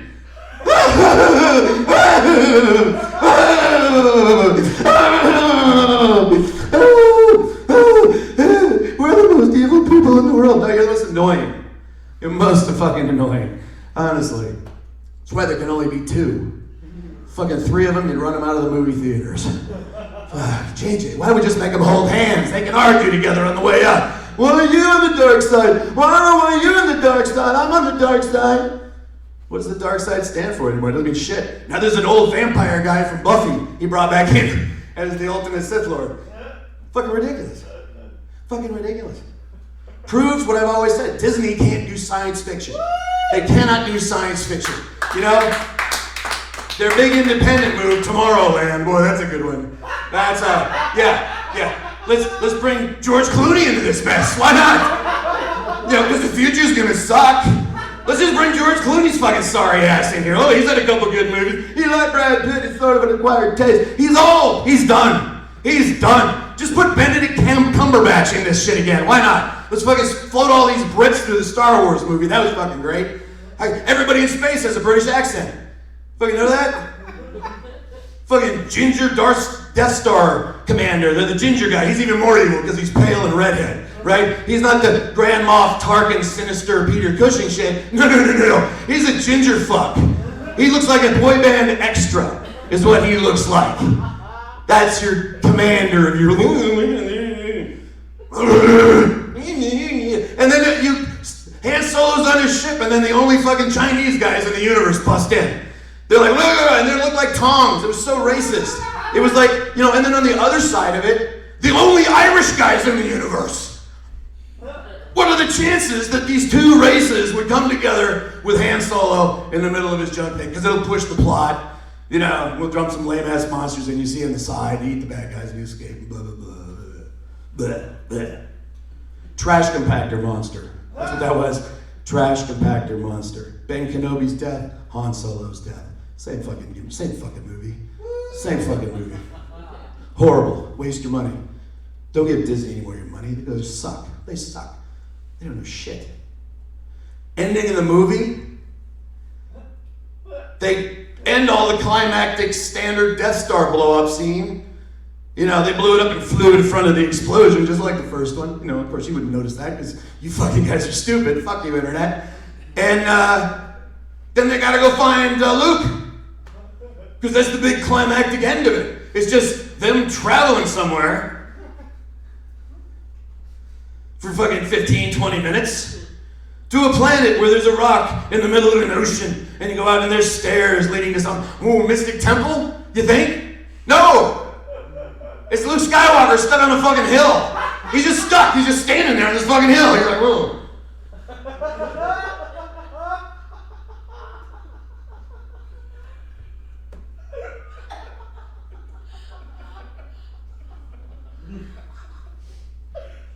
And then she comes up and it's all,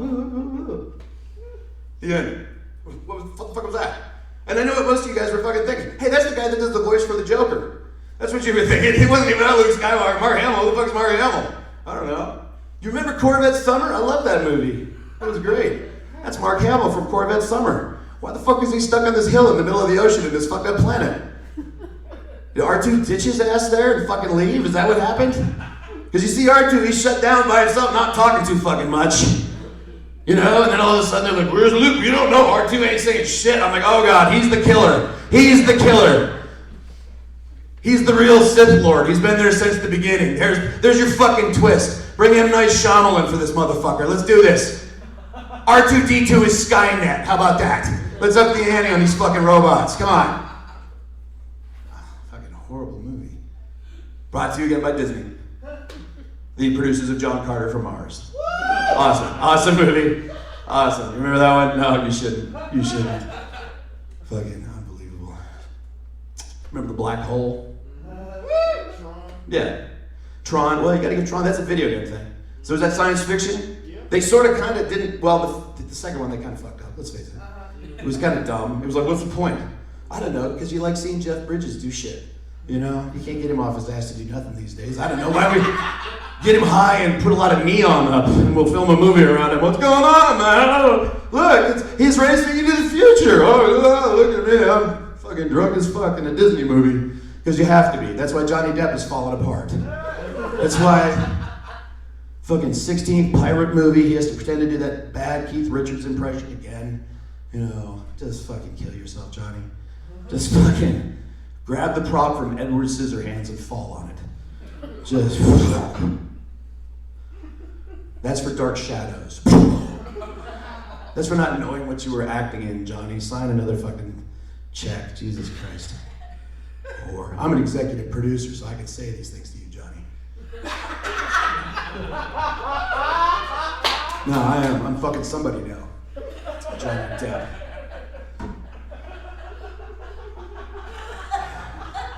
And honestly, I don't fucking think very much of you for not stopping that 21 Jump Street remake with Jonah Hill, who couldn't pass for 15 when he was 15. He's just a, come on, man. What are you guys doing? Hollywood's just farming their fucking kids through this shit. That's all it is. They can't even get good talent anymore. They fucked them all up. Listen, if any of these guys are any good at all, you'd know a movie they've been in. You don't. You can't name them. You just can't. They suck. Go to the internet. Go to the internet and find those videos of people mining in Minecraft and worship those people instead. Because they're the only ones doing true pioneering work. Unlike Hollywood, who's gonna remake The Naked Gun. Gonna fail, we know it. Why do we know it in the Midwest? I don't know. We can't figure anything out about marijuana laws, but we know bad movies in the Midwest. We're not too horribly bright when it comes to healing people and not letting them die of cancer. But, you know, fucking Naked Gun, we won't remake that. Oh, shit! Indiana. Fucking disappointing. So 2 years minimum till legalization starts. We're gonna have to start triages to Michigan, Well, to Canada because of the lead in the water. I'm sure we don't want to stop with cancer patients and give them lead poisoning too on top of that. That's pretty shitty. You'd be like, welcome to Flint, Michigan. You're going to die again. All right. Live dangerously. I already have cancer. What the fuck? Let's do this, Flint. You got to have a town to die in. Flint sounds like it. It sounds like something you'd use to start the fire to burn your house down. That's what it sounds like. Oh, I live in Tinder, Indiana. Yeah, so they said they're not going to hear any bills on medical marijuana this session, which means the election is going to happen in November, and it's going to be a year before they get on that. And I'd like to thank all the people that helped do nothing for the last 6 months or so since we've been trying to do stuff, for not really doing anything. What the fuck does normal do? I'm just curious. You guys seen any normal people? Anybody here from normal?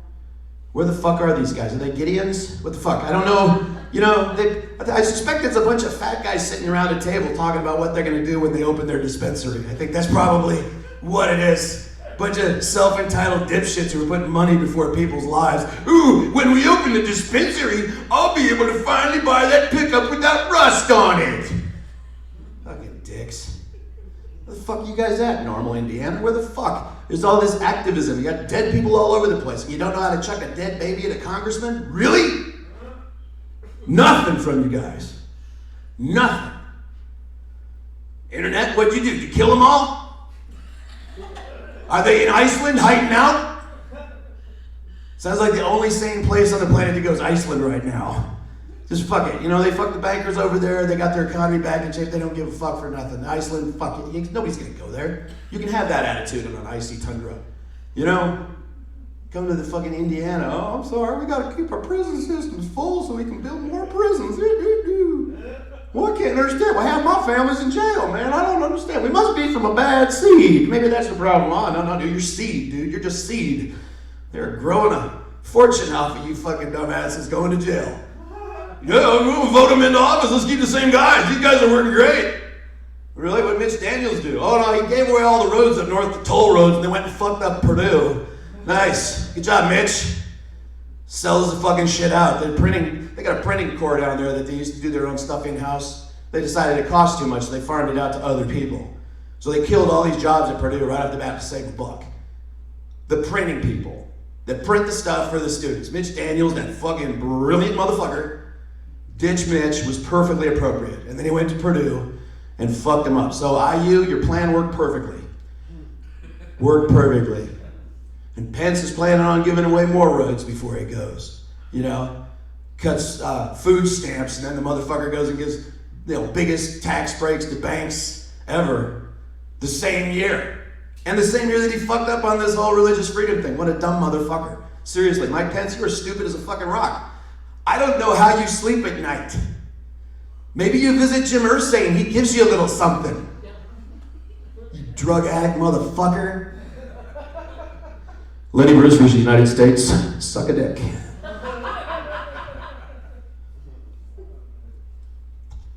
I've been told I swear too much. Mainly by our lawyer. He didn't like it. But then he's 44 years old and dresses like he's in the Beastie Boys. So, you take it where you get it, bitch. I don't give a fuck. I don't give a fuck. I'll give you $1 the next time I see you. So, whatever. Tell you what you can tell about honest people swear. And that's a fucking fact. You know why? Very simple. People who swear don't think about what they're going to say before they say it. They just fucking dump it on the table. Eat a dick. Internet. And then, you know it's an honest thing. So they're not planning and plotting. The shifty motherfuckers are the ones you got to watch who are thinking about what they're going to say. Because they're going to say it for a fact. They're going to say things like, well, I'm afraid that we can't accept any medical marijuana laws that I didn't write. That's what they would say. Because that's what they did say. And that's why they're not hearing any bills until, the next group of assholes we elect. The next group of fucking pricks who are owned by Eli Lilly. The bringers to you of the new genocide, cancer! Eli Lilly, thanks so much for bringing that genocide. You've been doing a great thing there, letting all those people die and become drug addicts with your heroin, you fucking pieces of shit. And hey, Lenny Bruce versus United States. Eli Lilly, heroin addicts. You enable people to die Why? Because you're greedy fucks. It's all money. It's all about money.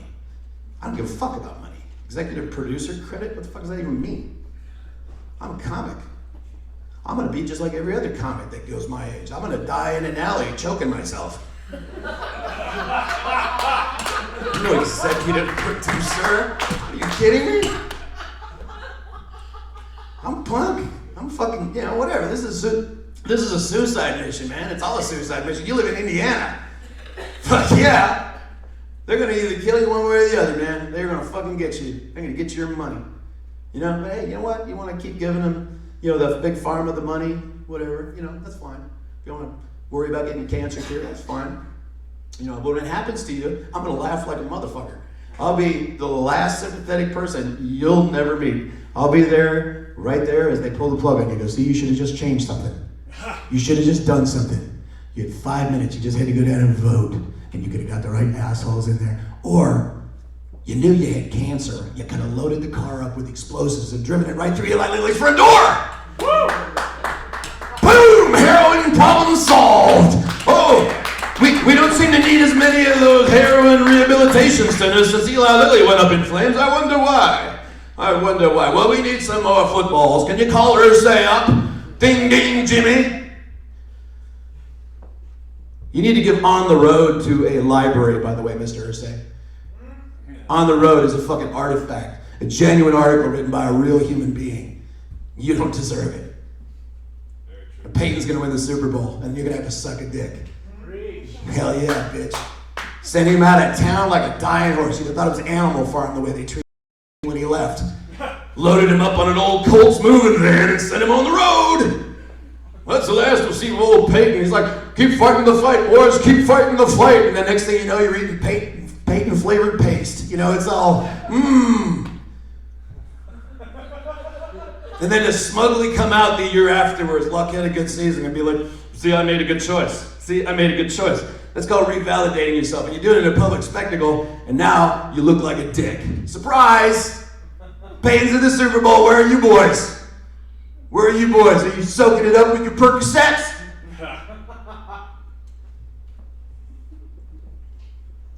This is the big meltdown at the end. This is where I'm finally building to it. I think I've channeled enough executive producer credit bile in my stomach that I can blow myself up now. But still, there's so much to live for. I think about all the people that have performed here and how I could fucking cut their jokes up and make them not funny. And I would float to the surface of this whole executive producer monstrosity. People would look at me like I was Seth Rogen. And they'd go, ugh, he's a fat dude with really no personality. Let's put him in a movie. You want to be the Green Hornet? Oh, we did that one. How about, the fat-ass Bumblebee? We'll do that. We'll get you an ethnic dude to be your backup. Come on, you don't have to do nothing. Seth Rogen, you can do it. But I don't know, man. Maybe executive credit. I haven't done cocaine yet. Well, I can't say that 100%. Frankly, I thought I was infidel, but, And the reason I thought that is because the baby looked hungry. See, that's a baby getting cocaine joke. But Indiana don't care, because hell, they're used to that. Got a prescription for it. Say, Indiana, is your kid having a personality? Why, you need to put him on Adderall. Woo, let's go to school and fill out some circles, kids. I'm sure you'll be able to vote for the right people. No problem. Anything, all the above. Sedated, teaching you how to work in a fucking, seriously, what the fuck, dude? You kick them out into an educational system where you burden them with more debt than they're ever gonna fucking make their way out of it, and then have the balls to suggest that, you're teaching people something. You're teaching people not to trust you, is what you're teaching them, that's it. So I guess that's the big pitch is for the teaching thing tomorrow. I think I'll go there, right? Because I'm an executive producer of that too. And I can executive produce the shit out of stuff. I'll tell you what. When I was a dungeon master, I executive produced some fucking shit. I'll tell you what. I made grown men cry. Oh, your familiar's dead? Oh, well, feline leukemia is a bitch. Sorry. And then you watch the wizard go, oh. Yeah, oh, I love that shit, dude. You just lost a spell level. Why? Why? Because I'm an asshole. That's why. I'm an executive producer of this particular Dungeons & Dragons event. Oh my God, really? Yeah, executive God. Executive God. Not just your average God, but really fast, sleek one that kind of moves in and takes all your shit.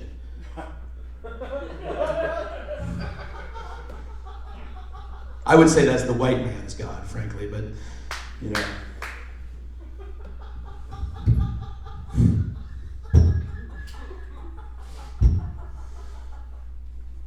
I'll wait. I don't care. We're going for a Guinness record on the laugh. I need you to keep going for another 23 seconds. We're going for it. I'm going to executive produce your laugh to the end. You can do it, Logan. Come on. Keep laughing. Come on, Logan. Keep going, buddy. You got 5 more seconds. Can you do it? Can you do it? He's turning green. He's doing it. He's doing it. World record! World record! I did it! Thank you. Thank you. For a DVD copy of that last laugh, please mail. No. I'm just gonna put that laugh in everything I've said tonight to make it sound like I really crushed. And only you guys will know, and the internet people, they're too fucking stupid to notice anything. No, they are. They really are stupid. You know, it's the problem is the meaning thing. I think is really what irritates me. You know, especially like when it comes down to stand-up comics. Using memes as jokes? No. No. You want to repost other people's shit and take credit for it? No. It's not allowed. If you are telling old jokes you heard in the 5th grade, consider those learning tools to learn how to tell a joke. But to go up on stage and tell that joke, no. No. You know why? Because stand-up comedy is the ultimate form of free expression. It is the only fucking time you can do what you want and say what you want. Lenny Bruce versus United States of America, suck a dick internet. Right? So the whole idea that you're using something else as a supplement for your personality inhibits you as a performer. It inhibits you as a person. This is about you talking. That's why it's so important, because there's no other place you can do this. You know how many places, if I just said half the shit I said tonight that I've been hauled off and beaten? And that was just at Hobby Lobby. That's because they know how to treat their workers, because, you know, they're all 12-year-old communist children. Real good Christians, those guys are. Worked for them for 2 years, so if you got an internet problem with that, you can fucking get a hold of me and suck my dick. Because fuck Hobby Lobby. Seriously. No, seriously. Hey, say what you will about Chick-fil-A being anti-gay, but at least they put it out there. Hobby Lobby doesn't even do that. They don't address it. They don't like it. But who the fuck else is going to buy 50 tons of glitter in a year? Gay people, that's why. They're just playing a target market. They don't really care for them. Dicks. So anyway, back to the class thing. Doing a teaching class tomorrow, 2 to 4. Bring a notebook. Don't bring anybody else's shit. We're going to learn how to write. It's the biggest problem with guys that steal. They never learn how to write. The only justification for them not learning how to write is the fact that, well, I don't know how to write and I want the laugh. And the problem there is twofold. One, you're a pussy.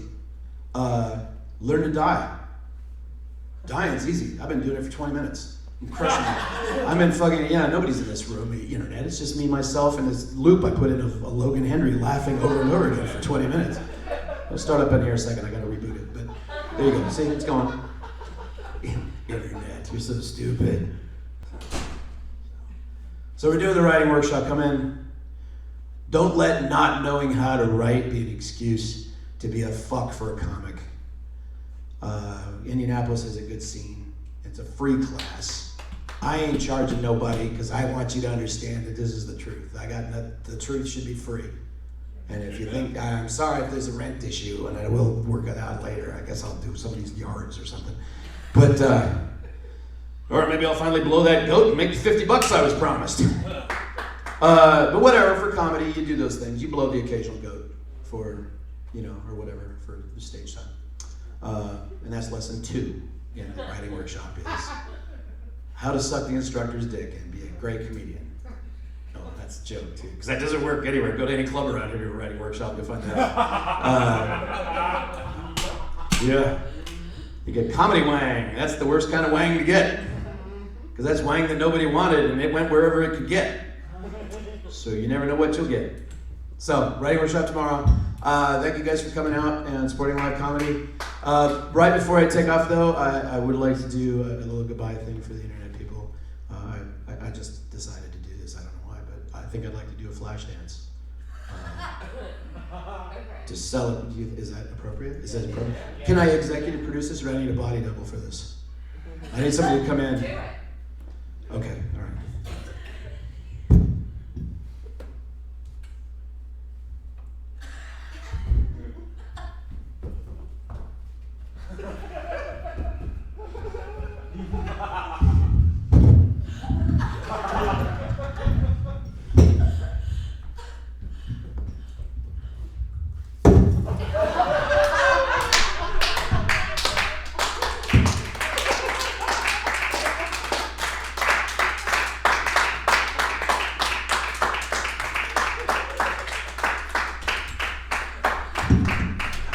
Give it up one more time for Jerry Goebel. Let him fucking hear it.